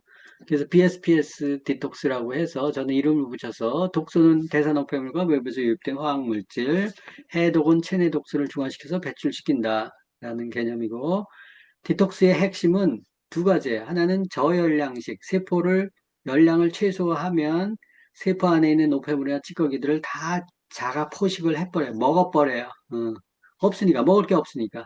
그래서 그것들 다 이렇게 없애고, 때나 뭐 이런 것들 다 없애서 분해시키고, 그 다음에 이제 분해시킬 때 나오는 독소를 중화하기 위해서 영양소를 공급해 주는 게 중요해. 이 두 가지가 저열량식과 충분한 영양 공급이 핵심적으로 들어가야 돼요. 디톡스 안에. 그래서 3일은 디톡스식, 대사 하는 것을 리셋시켜요. 3일을 디톡스식이라는 건 거의 식사를 안 해요. 그 단백질식만 먹죠. 그럼 열량이 부족하죠. 부족한 것들은 안에서 돌려서 다 분해해서 먹어버려요. 이게 자가포식이에요. 3일. 그 3주 일식은 우리가 세 끼를 먹거나 수시대시로 뭐 이렇게 간식이나 이런 것들 먹죠. 그러면 이게 배고픔 또 포만 이런 부분들을 잘 못 느껴요. 그래서 그것을 감각을 찾기 위해서 일식만 하고 아침 저녁은 이제 대체식으로 단백질식으로 간단히 하죠. 그리고 이제 이게 이제 3일 플러스 3주 일식. 이게 한 세트고, 그 다음에 이제 다달이 3달 동안은 이식으로 해서 내가 원하는 체지방률에 도달했으면, 이식으로 올리는 거예요. 그래서 자기 몸무게를 계속 유지해가는 게 이식이에요. 내가 더 빼고 싶다 그러면 좀 더 한두 달 추가할 수는 있어요. 이제 이런 것들이 333 디톡스 해서 제가 이제 많이 운영하고 있죠. 그래서 피를 깨끗하게 하면 염증이 치유가 되고 세포가 재생이 되고 당연히 세포의 활성도가 높아지니까 불필요한 지방은 빼지고 혈액이나 혈관이 맑아지면서 질병이 치유가 된다라는 원리로 디톡스를 하죠. 디톡스의 원칙은 저는 이제 단백질과 유산균을 챙겨 먹는다. 우리 아침에 굿모닝 하잖아요. 그죠? 좋은 프로그램이에요. 탄수화물, 단백질, 지방을 4대 3대 3으로 섭취한다. 우리는 보통 7대 1.5대 1.5 정도 돼요. 이렇게 한식이. 근데 탄수화물 비율을 좀 더 낮추고 단백질이랑 지방 비율을 좀 더 높여가는 식사를 권유한다. 일상으로 복귀할 때는 일일 이식으로 자정 기능을 회복한다 그랬어요. 계속 일식하기가 쉽지 않아요. 물론 일식으로 하는 사람들도 있지만 그래서 이식, 그 아침은 간편식으로 대체한다. 아침 굶지 않고 또 건강한 식생활 습관을 회복한다. 식사, 운동, 조경, 명상, 수면 이런 것들 중요하죠. 그리고 필요한 영양소들은 부족한 영양소들은 개별 맞춤형으로 영양소를 보충해서 섭취한다. 이게 디톡스의 원칙이에요. 자, 3일 단식은 말 그대로 3일간 밥, 면, 빵 식사하지 않는다. 식물성 단백질 음료와 부족한 영양소만 섭취한다라는 거예요. 영양제는 유산균, 식이섬유가 기본이라고 그랬죠. 그리고 이제 단백질도 있고 비타민, 미네랄 있습니다. 그건 음식 습관에 따라서 좀 달라지죠. 보통 통계적으로 보면 고기를 좋아했던 사람들은 비타민이 부족하고 상대적으로 비타민이 많이 부족하고 그냥 밀가루나 빵이나 이런 것들을 좋아했던 사람들은 미네랄이 부족한 경우들이 많죠. 과일 안 좋아하는 사람들, 이런 사람들은 비타민이 부족하죠, 당연히. 그리고 이제 3주 일식은 3일 단식, 3일 디톡스식이죠. 엄밀하게 얘기하면 아주 굶는 건 아니니까. 단백질하고 기본적인 영양소는 먹으니까 3주 동안 하루에 일식은 현미채식으로 하고 점심이든 저녁이든 자기가 편할 때 나머지 두 끼는 식물성 단백질 음료와 영양제를 섭취한다. 설명이 되어 있죠. 그래서 1주차의 개념은 위와 장을 쉬게 한다. 음식물 섭취를 최소화해서 2주차에는 간이 쉬어요. 장이 편해지면 간이 편해져요. 장에서 들어온 것들이 안 좋은 것들이 적어지니까 그럼 간의 해독력이 높아져서 피를 깨끗하게 하고 돌려요.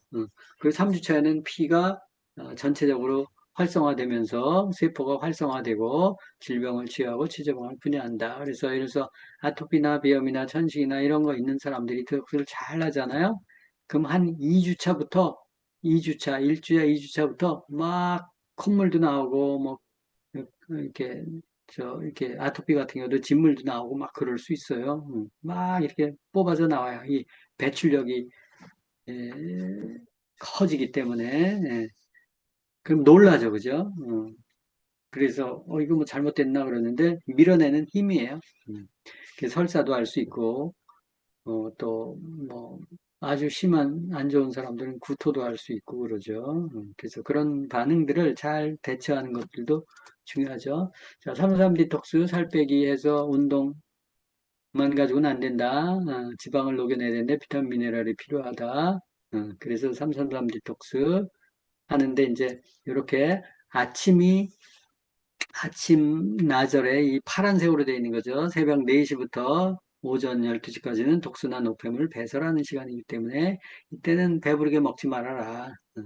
그리고 식사 기관이 왕성할 때가 이제 낮부터 저녁 때까지다. 그리고 밤 8시 이후부터는 새벽 4시까지는 해독하고 조절하고 복구하는 시간이다. 그래서 그 사이클을 잘 존중해서 저 때는 자고 아침에는 약간 금식하고 오후에는 좀 먹고 이런 패턴을 갖는 게 굉장히 중요하다. 라는 거예요. 그래서 일일 이식 조식은 유산균과 단백질 설명드렸죠. 탄수화물 4대 3대 3으로 운동으로 혈액순환, 온열요법으로 몸을 따뜻하게 해주라라는 것이 이제 기본적으로 다 설명을 드렸던 거예요. 1일 2식 설명드렸죠. 그래서 점심과 저녁 해서 이렇게 하면 아침에 간편식으로 간단히 먹는 거기 때문에 단식 포함하면 18시간 단식이다. 그래서 최소한 간에도 가려면 저녁 6시에서 그 아침 6시까지는 공복을 유지하는 게 좋다라는 거죠. 12시간 공복이 이제 그 얘기예요. 간해독의 최소한. 근데 이제 우리가 아침도 간편하게 그렇게 하면 18시간 단식 효과가 있으니까 해독을 훨씬 더 잘할 수 있다라는 거예요. 그래서 밤에는 꼭 자라. 특히 밤 11시부터 새벽 3시까지가 간과 쓸개가 조율하고 복구해주는 시간이기 때문에 그때는 좀 누워 있어라 라는 거고, 조식은 유산균과 단백질 음료로 해라. 단백질은 식물성 단백질로 하고 가급적 아미노산 스코어가 100 이상 있는 게 좋다. 그리고 기상 직후에는 물 한 잔.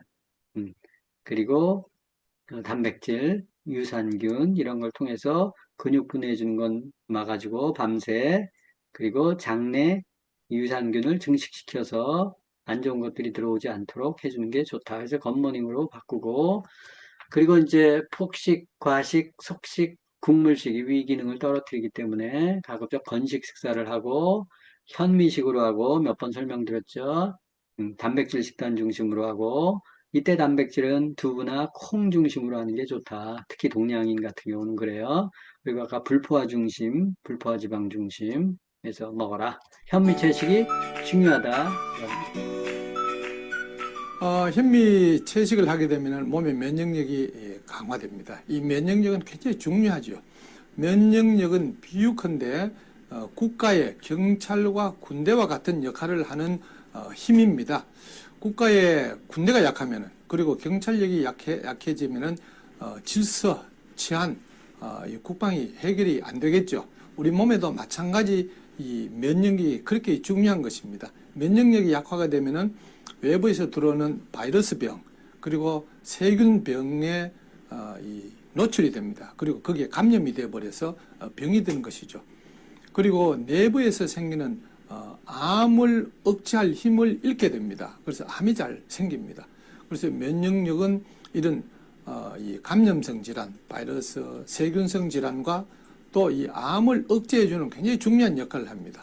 그래서 이 면역력을 키우는 것이 현대인들에 있어서 건강을 유지하는 관건이 되고 있습니다. 이 면역력은 그냥 키워지는 것이 아니고 약으로도 해결될 문제가 아닙니다. 순전히 생활 습관을 통해서 이것을 키우는 수밖에 없습니다. 면역력을 키우기 위해서는 면역에 관계되는 성분이 충분히 들어있는 음식을 먹어야 되는데 그게 바로 식물성 식품입니다. 그러면서 자연 상태의 것이어야 됩니다. 자연 상태의 식물성 식품, 그게 바로 현미, 채소, 과일입니다. 물론 요리를 최소한으로 해야 되고 물론 가공식품을 먹으면 안 됩니다. 거기에 들어있는 면역력을 향상시켜주는 것으로 알려진 성분이 바로 비타민 C, 비타민 E, 그리고 식물에 들어있는 색, 향, 맛을 나타내는 어떤 성분입니다.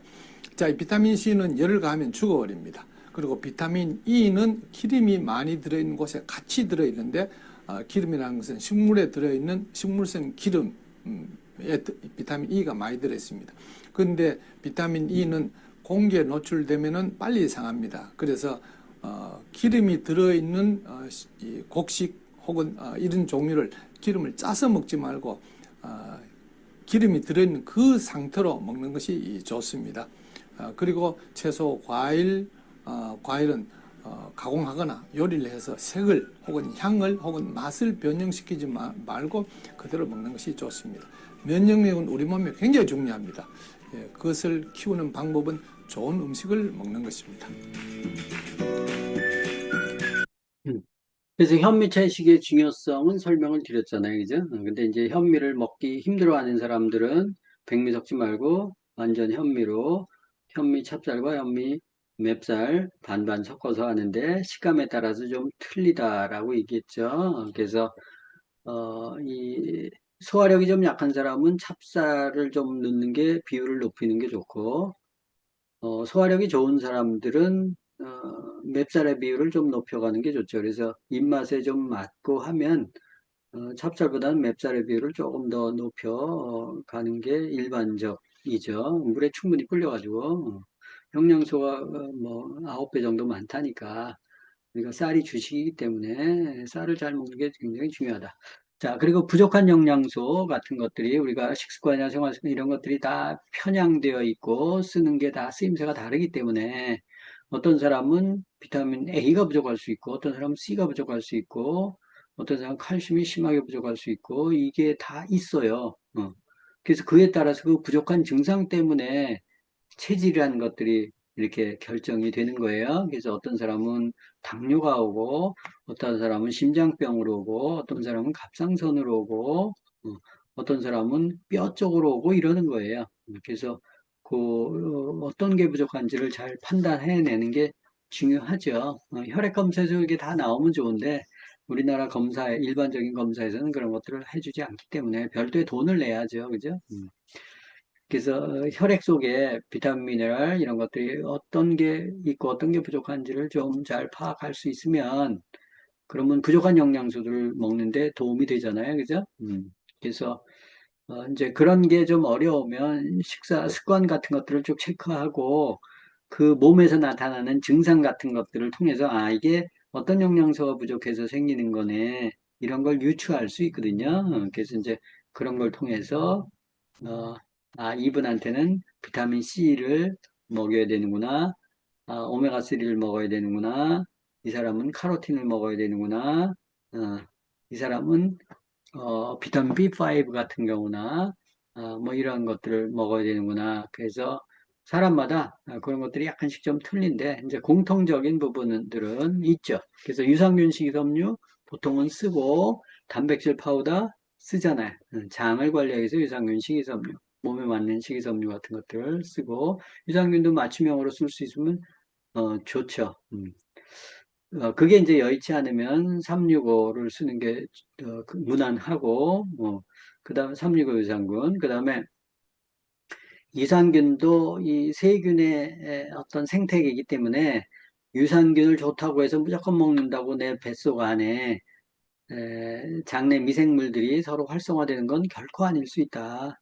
오히려 좋은 유산균이나 뭐 이런 것들의 세력을 방해할 수 있기 때문에 가급적 맞춤형으로 쓰는 게 제일 좋죠. 그리고 이제 먹어보면서 컨디션이나 이런 것들을 좀 통해서 할 수 있으면 좋죠.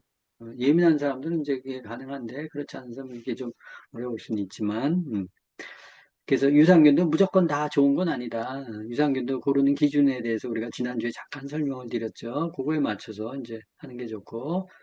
그리고 이제 만약에 탄수화물 중심의 식사를 하면 단백질 파우더 같은 비율로 좀 조절해 주고, 그 다음에 체지방률이 워낙 높아서 뱃살을 빼기 어렵다. 그러면 체지방 분해 식품 같은 게 있잖아요. CLA나 슬림 스마트나 이런 탄수화물 소화되는데 좀 방해하는 영양소 같은 것들을 볼 수 있어요. 근데 CLA 같은 경우는 이제 소화력이 강한 사람이 먹어야지 소화력이 약한 사람들은 먹으면 소화가 안 돼요, 잘.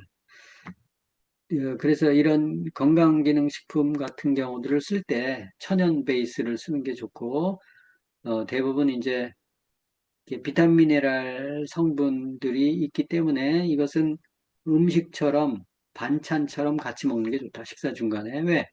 탄수화물, 단백질, 지방을 분해하는 효소들이 비타민 미네랄이거든요. 그러니까 이제 그런 것들을 먹으면서 해주는 게 좋다. 물론 이제 단백질을 먹으면서 비타민 미네랄을 먹는 건 괜찮지만 그냥 공복에 비타민 미네랄 먹는 거는 효과가 좀 떨어져. 혈류 안에 있는 것들은 좀 이렇게 해서 작용을 하겠지만 이제 실제는 반찬처럼 먹는 게 제일 흡수율이 높다라고 생각하시면 돼요. 참고로 우리가 음식을 먹잖아요. 음식을 먹으면 뱃속에서 다 섞인다? 아니에요. 위로 들어간 순서대로 소화가 돼요.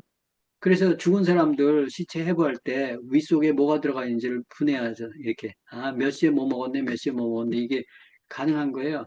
안에서 다 섞여보세요. 검사가 되나. 네? 그래서 우리가 먹은 순서대로 소화가 되고 들어가지 음식물이 서로 섞이지 않는다라는 것. 먹는 순서가 중요하다라는 자, 운동으로 혈액순환 촉진하기. 그래서 운동은 체온을 올리죠. 땀과 호흡을 통해서 노폐물을 배출시키기 때문에 운동을 하면 훨씬 체지방 분해가 빠르죠. 그리고 혈류순환을 촉진시켜 주는데 가만히 앉아 있는 것보다 활동하는 게 좋고 스트레칭 하는 게 좋다. 그래서 디톡스 하는 중에서는 좀 빠르게 걷기 한 40분 이상은 좀 걸어라. 매일 하기 힘들면 일주일에 한 4번 정도는 해라. 그리고 시간 내기 힘들면 출퇴근 시간을 활용해라. 아니면 그 사무실에서 이렇게 계단 오르내리가 할 때 엘리베이터 쓰지 말고 계단으로 오르내려라. 짬짬이 할 수 있는 거 많아요. 운동하다가 책상에 앉아서 잠깐 일어나서 스트레칭하고 이런 것도 운동이에요. 제자리에서 막 뛰기, 또 의자 잡고 앉았다 일어났다 하기, 스쿼트 하기 이런 것들 얼마든지 운동 그 일하면서 얼마든지 할 수 있어요. 살림하면서도 할 수 있어. 설거지하면서도 할 수 있어. 제가 얘기했잖아요. 이 닦으면서도 할 수 있다고. 이 닦으면서 뭐예요? 거울 보고 멀뚱멀뚱 있지 말고 앉았다 일어났다 앉았다 일어났다 스쿼트예요. 아니 의자 잡고 발목 올렸다 내렸다 이렇게 하고 팔뒤꿈치 올렸다 내렸다 얼마든지 운동할 수 있어요. 시간 없다는 건 다 핑계예요. 거짓말이. 짬짬이 하는 게 좋지 몰아서 하는 게 아니에요.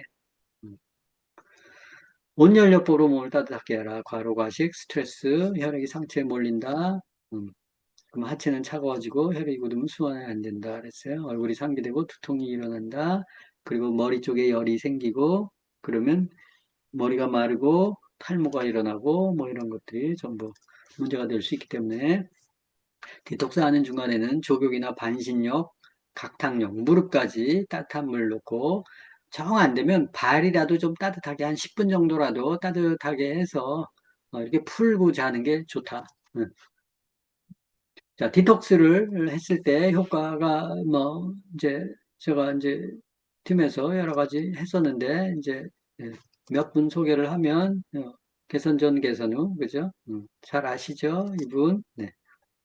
삼삼단 디톡스 후에 한 10kg 정도 감량하셨고 지금은 더 빠지셨죠. 지방간, 당뇨, 천식, 갑상선 이런 부분들이 좀 안 좋으셨었는데 이런 것들이 많이 개선이 됐다.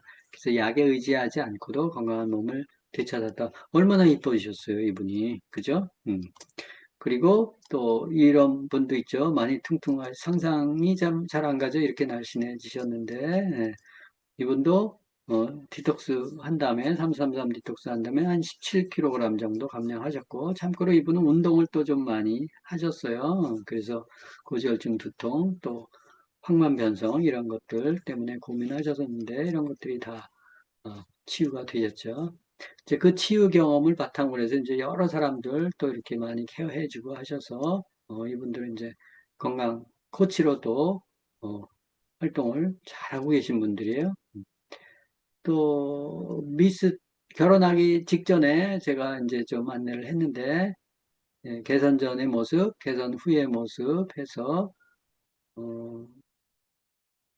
얼굴이 많이 달라졌죠, 그죠? 많이 예뻐졌죠. 이렇게 얼굴 성형 효과까지 나타날 수 있어요. 이분은 2개월 정도 하고 나서 제가 봤더니 9kg 정도 감량이 됐고 체지방률도 한 9.5%. 중간중간에 이제 등산을 좀 가고 그랬었던 분인데 빼고도 본인이 놀라가지고 깜짝 놀랄 정도로 이뻐져서 너무 만족했었던 케이스입니다. 이 디톡스나 뭐 이런 부분들을 좀 더 공부하고 싶은 분들은 이 책을 좀 보시면 도움이 될 거예요. BSPS. 그래서 B, blood, P, S, self, purification, 정화, 시스템. 그래서 혈액 자정 시스템 해서 BSPS 하는 방법에 대해서 좀 더 구체적으로 하고 저 사례들도 한 10가지 정도 사례가 세부적으로 적혀 있고 전자책으로 되어 있어요. 그래서 전자책 구매하실 분들은 이 크몽에서 한 뭐 꽤 많이 팔린 건데 가격을 조금 조절해서 여기 장닥터 co.kr 있죠? 제 개인 홈피인데 이쪽으로 옮겨놨어요. 그래서 가셔서 보시면 그 신규 회원 가입하면 한 3만 원 쿠폰이 있으니까 그 쿠폰 가격을 빼줄 거예요. 그러면 그 코드에 그걸 적용을 하면 가격이 한 2만 원대로 줄어들 거예요. 그렇게 해서 구매하셔서 보실 수 있어요. 안 사신 분들은 구매해서 보시면 도움이 될 거죠. 좀 세부적인 거 써놨고, 또 디톡스 다이어트에 대해서 좀 더 설명하고 싶다. 이것은 이제 제가 처음 공개하는 거예요, 여러분들한테. 그래서 전자책인데, 아까 삼삼 디톡스 다이어트에 대해서 좀 설명을 드렸는데, 이것은 체질별로, 그 유형별로 있어요. 대사 질환의 대사 그 성향에 따라서 인슐린 저항성도 있고, 갑상선 항진증도 있고, 또 지방간 형태도 있고, 또 근육 감소형도 있고, 뭐 한 6가지 유형 정도가 있는데요. 그 유형별로 어떤 식품, 어떤 것들을 쓰는 게 좋다라는 가이드를 좀 더 해놓은 거예요. 그래서 BSPS하고 333 디톡스 다이어트를 종합해서 보면 이 디톡스를 어떻게 하는 게 좋겠구나, 어떤 게 효과적인구나를 좀 아실 수 있을 거예요. 이것도 장닥터.co.kr에 있는데 들어가셔서 다운받아서 보시면 좋을 것 같아요. 이것도 제가 지금은 음, 정식으로 오픈한 건 아닌데요. 우리 오픈건강교실에 지금 보시는 분들 중에서 이 책들을 보시면 BSPS 있으신 분들은 삼성 디톡스 보시고 또 우리 시크릿 건강 핸드북에도 좀 소개가 되어 있지만 좀 더 자세하게 설명되어 있으니까 그것들 좀 보시면 좋을 것 같아요. 보시고 좋으시면 거기 후기를 좀 써주세요. 후기 잘 쓰신 분은 제가 선물을 드릴게요. 요, 뭐, 하여튼, 뭐, 디톡스 다이어트를 사서 봐서 후기를 잘 남기셨다. 그럼 제가 BSPS 책을 드릴 수도 있고, 다는 못 드리지만 정성껏 후기 잘 써주신 분들은 그 선물을 어떤 형태로든 제가 드릴 테니까 이번 주 안에 쓰시면 그냥 정리해서 읽을만 하실 거예요.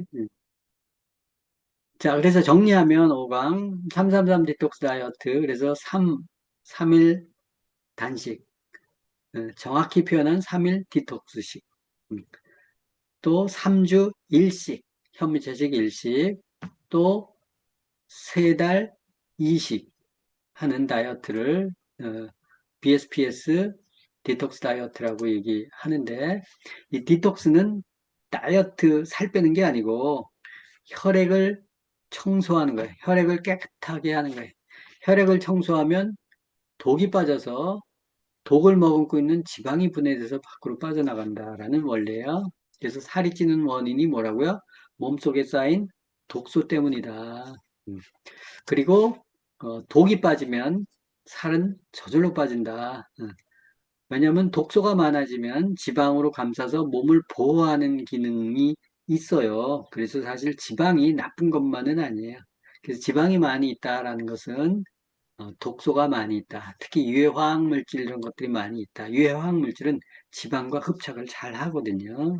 그래서 지방이 있는 이유가 있다 보시면 되고 그 지방을 분해하는 과정에서 독들이 많이 있기 때문에 피를 탁하게 하죠. 또 지방을 분해하려면 갖가지 영양소들이 필요하다고 얘기했잖아요. 비타민, 미네랄 이런 것들. 그런 게 있어야 지방을 분해해서 에너지로 쓰지. 그게 없으면 그래서 그런 것들이 있어야 또 독을 없애니까 독을 없애는 만큼 지방이 줄어들거든요. 근데 이제 그 독을 해독하지 못한다면 비타민, 미네랄 이런 게 부족해가지고 그러면 계속 지방은 쌓여 있고 녹아내리지 않는다는 거예요.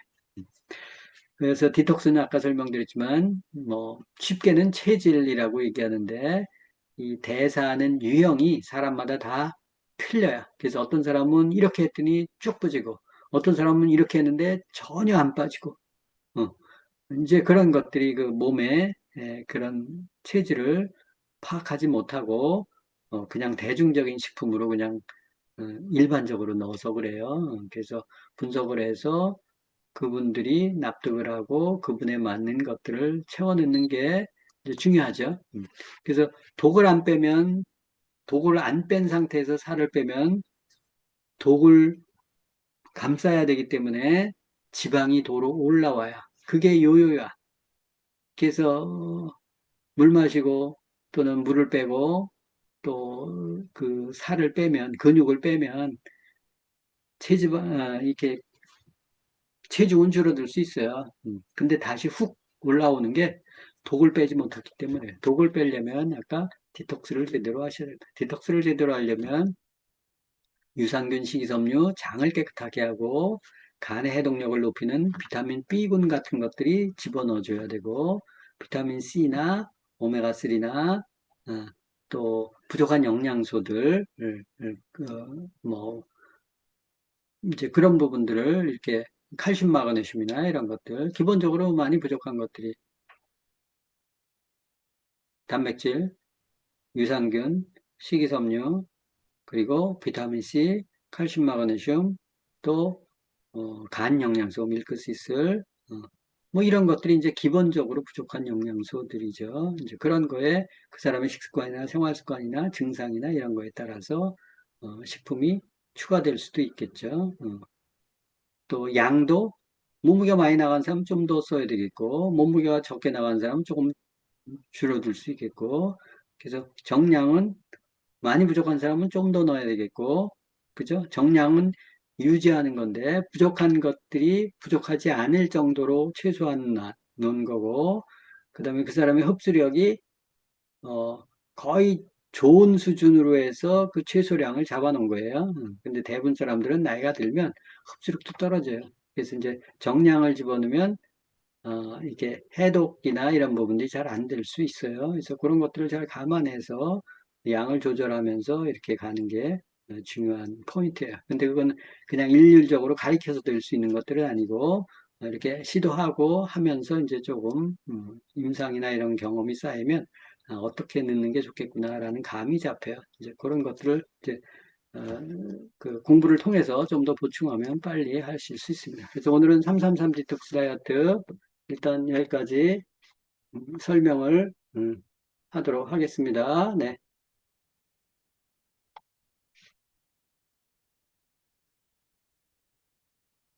자, 오늘 좀 빠르게 진행을 했는데 많은 양을 얼마나 이해하셨는지 모르겠어요.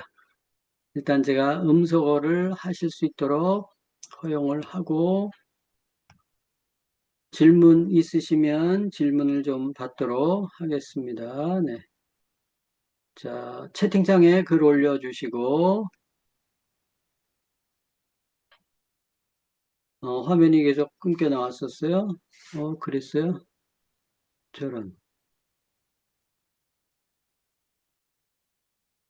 소리 공유 다 했었는데 그랬네요. 또 음소거 해제 뭐 하시고 또 질문 있으시면 질문하셔도 좋습니다.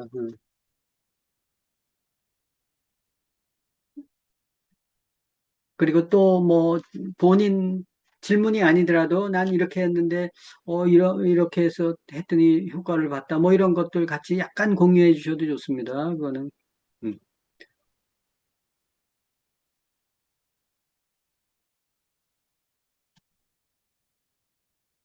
잠깐 생각해 보시고 또는 주변에 뭐 디톡스나 뭐 이런 거 하면서 또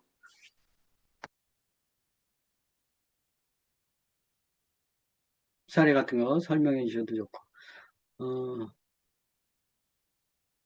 위가 냉성인지 열성인지 알 수 있는 방법이 있을까요? 그랬어요.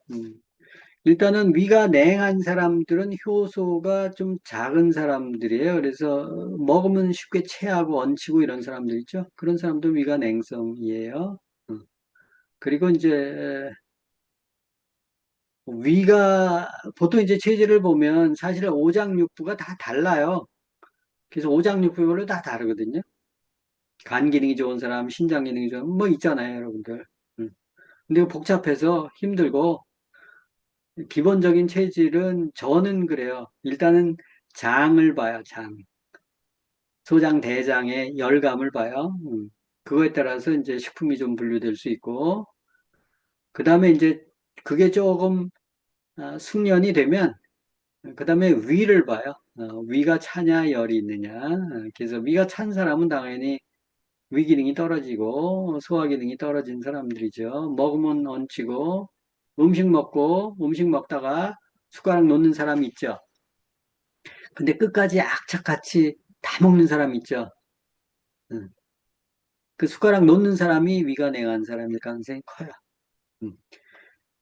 그 위가 냉하고 장도 냉한 사람이 있어요. 저같이 삐쩍 마른 사람들. 응? 응. 뭐 많이 못 먹는 사람들. 그리고 밤에 뭐 먹었다. 그러면 아침에 더부룩해가지고 소화 잘 못 시키는 사람들이 위가 냉하고 장도 냉한 사람들이에요. 응.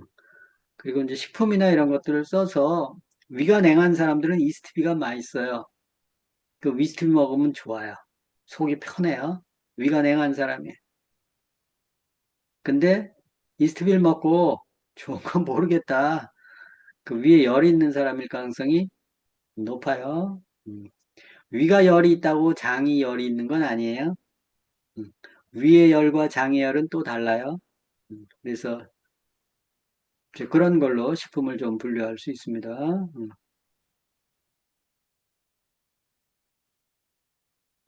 네, 또 올려주셨는데요.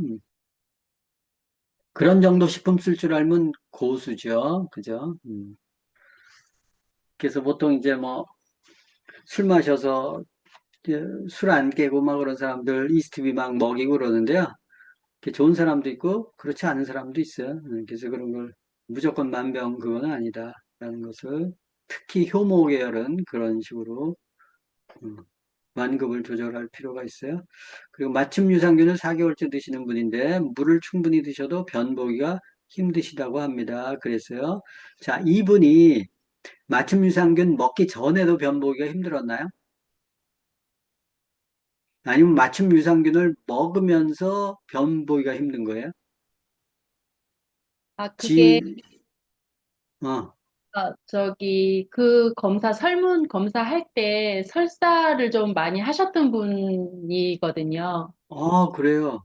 네, 그런 상태에서 변을 이제 마이랩을 실시를 했고, 그래서 4번 유산균을 처방을 받아서 드시는데, 음. 그때 일시적으로 설사를 좀 했었는데, 그 이후로 이거 드시면서 계속해서 변 보기가 힘들다 하셔서 지금은 마이랩이랑 그러니까 맞춤 유산균이랑 365랑 제가 이제 번갈아 가면서 드시라고 지금 안내는 해놓은 상태인데 아직 결과는 요즘은 좀 어떻게 되셨는지 그게 며칠 전 일이라서 아직은 어떻게 호전이 됐는지는 체크가 아직 안 됐습니다. 아, 그렇군요. 하여튼 그 유산균이 들어가면서 장내 활동이 뭔가 바뀌었네요. 그죠? 그러니까 설사를 좀 묽은 변을 싸다가 맞춤 유산균 들어가면서 변이 좀 되게 변했다는데 변보기 힘들 정도가 됐다고 하네요. 그래서 그게 맞춤 유산균 때문인 것만이라면 만약에 변보기가 힘들다면 과정일 것 같거든요. 왜냐하면 묽은 변이 된 변으로 가고 묽은 변에서 정상 변으로 갈 때 된 변으로 갔다가 조금 풀어지는 경우들이 있어요. 반면에 이제 된 변을 쌓다가 유산균을 바꿨는데 묽은 변으로 가고 묽은 변으로 갔다가 다시 중앙으로 오는 경우가 있어요. 그래서 그런 임시적인 과도기인지 보시고 그 유산균 때문에 그런지 확실히 알려면 유산균을 먹어보고 안 먹어보고 차이를 느끼고 먹었다 그러면 반포 정도 줄여서 해보세요. 그 양을 그러면서 그것 때문에 그 유산균 양이 아마 변을 체변을 했고 그 안에 균 성분들이 다르게 배양이 되기 때문에 아마 그런 게 생긴 것 같아요. 그래서 그 과도기적으로 아마 생긴 것 같은데 그렇게 하고 그리고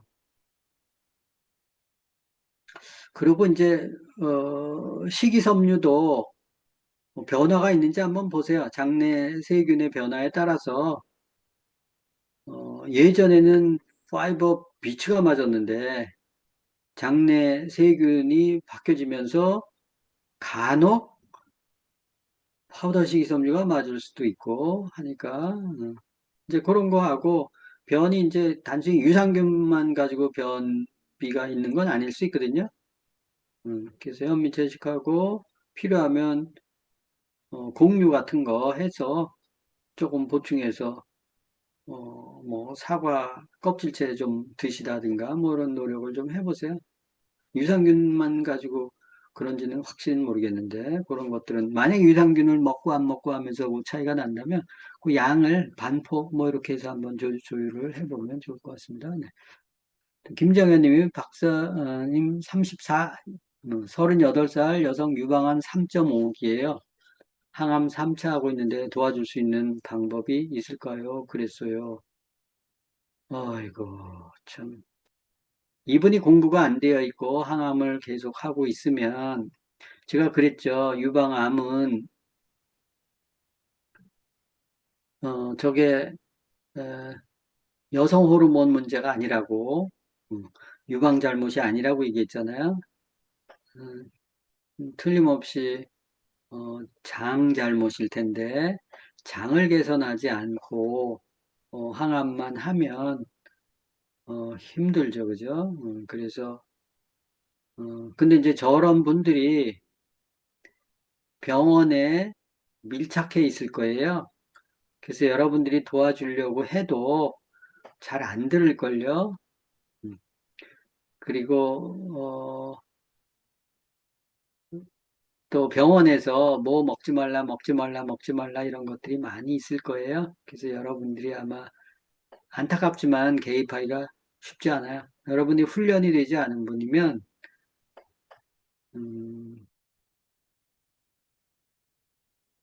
고치려고 하지 마세요. 어, 에너지 너무 뺏기고 어, 힘들어요. 응? 여러분들이 다칠 수 있다고요. 하시다가 깊게 들어가면 그래서 그분이 어느 정도 공부가 돼 있고 나는 뭐 항암을 하더라도 면역이나 영양제 같은 것들을 통해서 내가 좀 조율하면서 했으면 좋겠다. 뭐 그럴 경우에 이제 영양제 같은 것들 이렇게 하는데 욕심 부리지 마세요, 여러분들이. 영양제 몇 개 넣어가지고 유방암 고칠 수 없어요. 저 상태가 되면 3.5기가 되면 저분이 대호각성을 하고 정말 깨우쳐서 아, 유방암이 이 방법이 아니다라고 생각을 하고 다른 방도를 찾아서 한다면 도와줄 수 있지만 그렇지 않으면 한계가 어, 있어요. 있고 계속 병원에 체크하면서 하기 때문에 지금도 쓰기가 힘들기 때문에 그래서 병원에서 뭐 다른 영양제나 뭐 이런 거 먹어도 좋다. 뭐 그럴 경우에는 좀 도와줄 수 있겠지만 도와준다면 뭐 유산균, 식이섬유 이런 것들 들어가고 종합 비타민 이런 것들 좀 넣고 상사자 항암했으니까 뭐 셀레늄 뭐 이런 것들 도움되죠. 비타민 D 이런 것들 당연히 도움되죠. 비타민 C, 오메가3 이런 거 다 도움이 돼요. 도움이 되는데 이제 본인이 병원에 이렇게 묶여 있고 항암 3차 하고 있기 때문에 거기에 목숨 걸고 할 거예요. 그래서 이런 것들이 잘 귀에 귀담아 듣지 않을 거예요. 그래서 중요한 건요, 여러분들이 저렇게 병에 오면 이미 늦어요. 늦는다는 것은 고칠 기회가 그만큼 이렇게 좀 자연 상태에서 이렇게 좀 쉽게 고칠 수 있는 상태를 벗어나니까 힘들다는 거예요. 그래서 미리미리 예방하고 저게 식생활 습관이나 뭐 이런 부분들이 잘못돼서 생긴 병이고 그런데 그런 것들을 어, 먼저 잡아야 된다는 거예요. 그러면 저런 병까지 가지 않았을 거예요. 그래서 처음에 어떻게 시작했는지 모르겠지만 병원에서 몇 기부터 발견했는지 모르겠지만 안타깝죠. 보면 정말 안타깝죠. 디톡스 프로그램 4주가 최적일까요? 박사님 그러셨는데 이거 사람마다 틀리는데요. 기본적으로 아까 얘기했잖아요. 3일 플러스 3주. 저는 그래요. 아까 그 흘린 책의 저자 그분은 3주 정도가 적당하다고 저분은 의사거든요. 저걸 많이 했었던 분이에요. 미국에서. 자기 임상을 쭉 해보니까 3주가 효과가 제일 좋더라. 단기적으로는. 그래서 저는 이제 그 3주만 해가지고 식습관을 딱 바꾸기가 쉽지가 않아서 제가 앞부분에 단식 3일을 넣은 거예요. 그래서 3일 플러스 3주 정도 완성을 하고 그 습관을 세팅하기 위해서 3개월 정도 하니까 적혈구가 변하는 시간이 4개월이거든요. 그래서 333으로 만든 거예요. 그랬더니 효과가 좋아서 이렇게 많은 부분들을 예방할 수 있고 또 이렇게 몸을 개선시킬 수 있어서 그 방법을 많이 씁니다. 저는.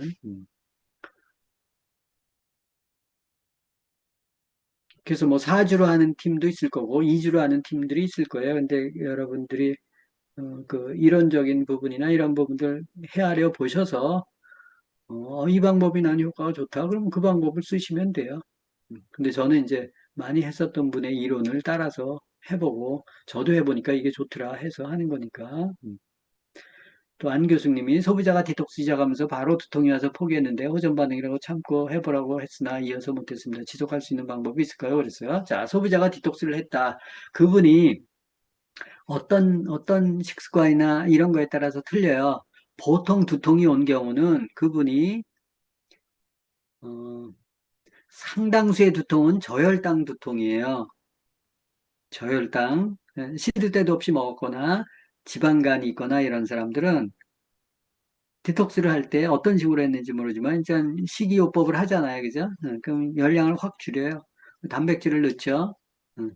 그럼 포도당 대사나 이런 부분들이 떨어져요. 이거를 안에 있는 걸 분해해 가지고 이렇게 올려야 되는데 식품량이 적거나 그러면 그 간에 저장되어 있는 것들을 보통 빼서 쓰거든요. 머리로 가는 것은. 몸 전체로 가는 건 근육에서 일단 뺐어요. 그래서 간과 근육이 단기 기억되어 있는 열량을 빼서 쓰는 거예요. 머리로 가는 건 대부분 간에 저장되어 있어요.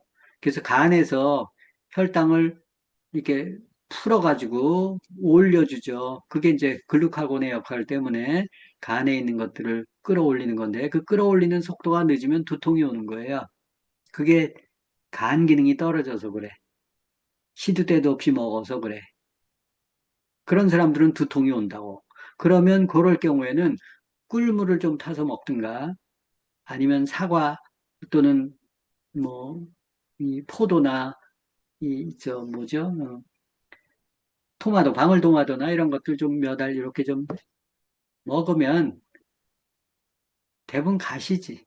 금방 가시지. 그게 저혈당인데 그게 뭐 다른 뭐 이상한 것 때문에 하여튼 피 안에 독소들이 있고 그 독소가 이렇게 풀어내는 과정에서 약간 막힐 수 있어요. 그러면서 이제 약간 저런 그런 것도 있을 수 있어요. 그래서 아까 간에 의해서 저혈당이 올 수도 있고 혈관이나 뭐 이런 것들 이 디톡스를 하다 보면 혈액이나 혈관이나 이런 것들에 막 이렇게 엉켜 나와요. 불순물 같은 것들이 엉켜 나오면서 막혔다 뚫렸다 막혔다 뚫렸다 할 수 있어요. 그런 과정에서 일시적으로 막히면 약간의 두통 같은 게 있을 수 있어요. 그래서 그런 원리를 설명해서 하면 보통 저혈당 두통이 많아요. 좀 지나가면 또 낫고 간 기능이 좋아지면 좋아지고 식품으로 만약에 커버한다 그러면 저런 분들은 지방간이 있거나 체지방이 좀 높은 분들은 해독을 할 때 비타민 C나 밀크시슬이나 이런 것들 식품을 어, 조금 더 써야죠. 그러면 저런 현상이 없을 수 있어요. 그리고 이제 디톡스 할 때 저런 거를 설명을 해줘야 돼요. 초기에.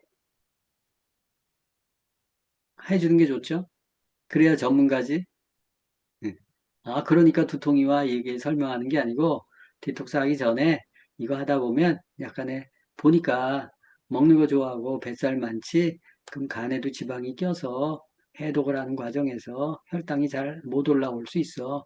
조금만 참으면 올라올 수 있어. 근데 정 힘들면 꿀물이나 약간의 그런 것들을 타서 먹으면 금방 없어져. 이렇게 할 수 있죠. 디톡스 중에 종기가 날 경우 어떻게 해야 할까요? 이 종기 나는 경우는 피해 해독하는 과정에서 보통 그렇군요.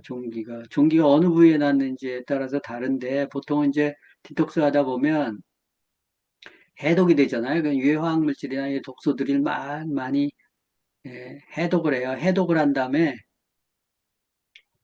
간 담으로 빼내요. 담즙으로 빼내요. 그 담즙이 빼낼 때 과부하가 걸리면 한꺼번에 잘 못 나가요. 그러면 그 모였던 독소들이 혈액에 약간 퍼질 수 있어요. 그러면 저런 종기나 피부에 뼈드라지나 이런 게 날 수 있어요. 그것도 간담 기능이 떨어져서 해독을 확 해버려야 되는데 거기에 뭐 이것저것 다 이렇게 과부하가 걸려서 그런 거예요.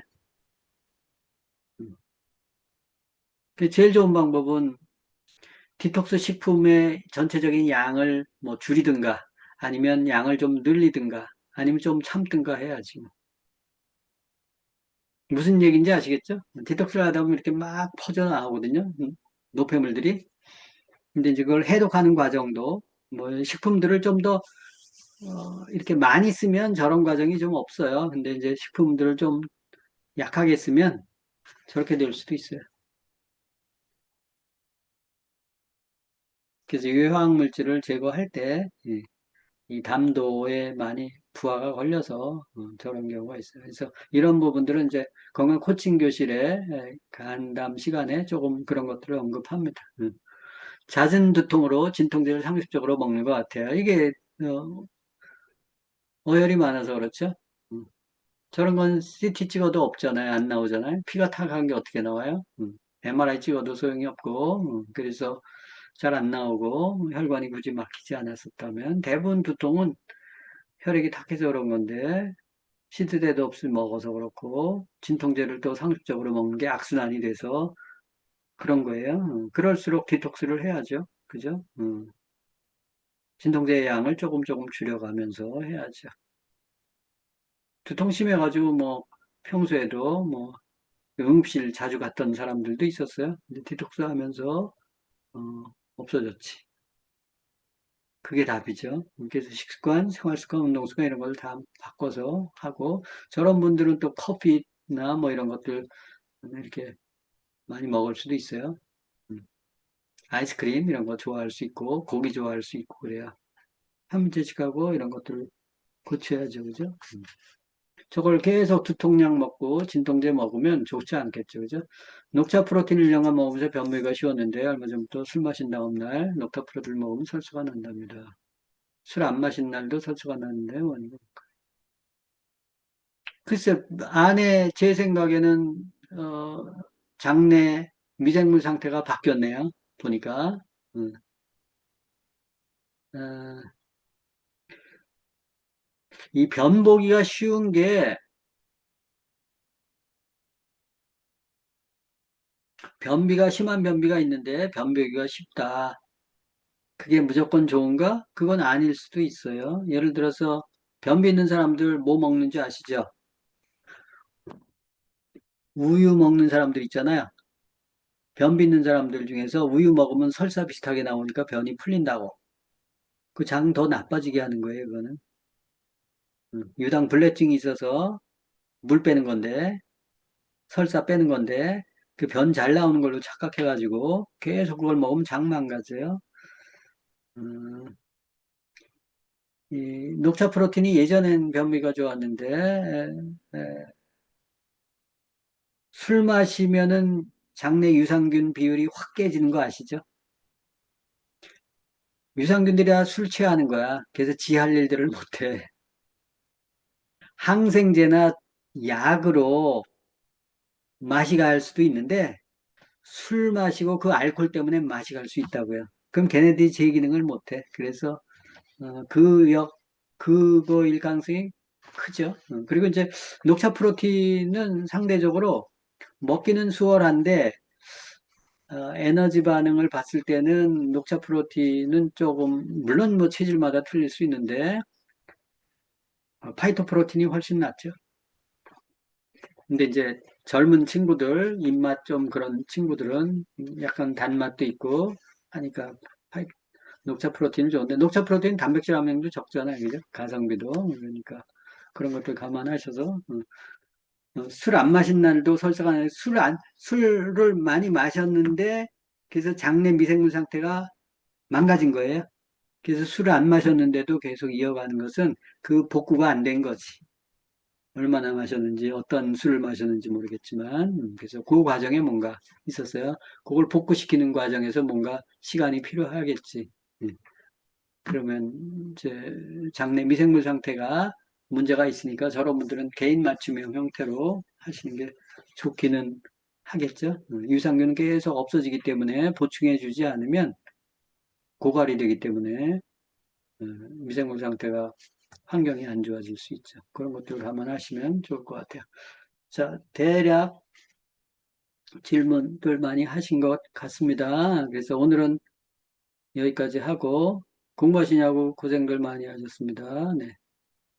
다음 주에 또 뵙겠습니다. 그리고 관련 책이나 이런 것들 들어가셔서 관심 있는 분들은 보시고 글 남겨주시면 제가 사례하겠습니다. 특별히 여러분들한테 먼저 기회를 드립니다. 네, 고맙습니다. 애쓰셨습니다.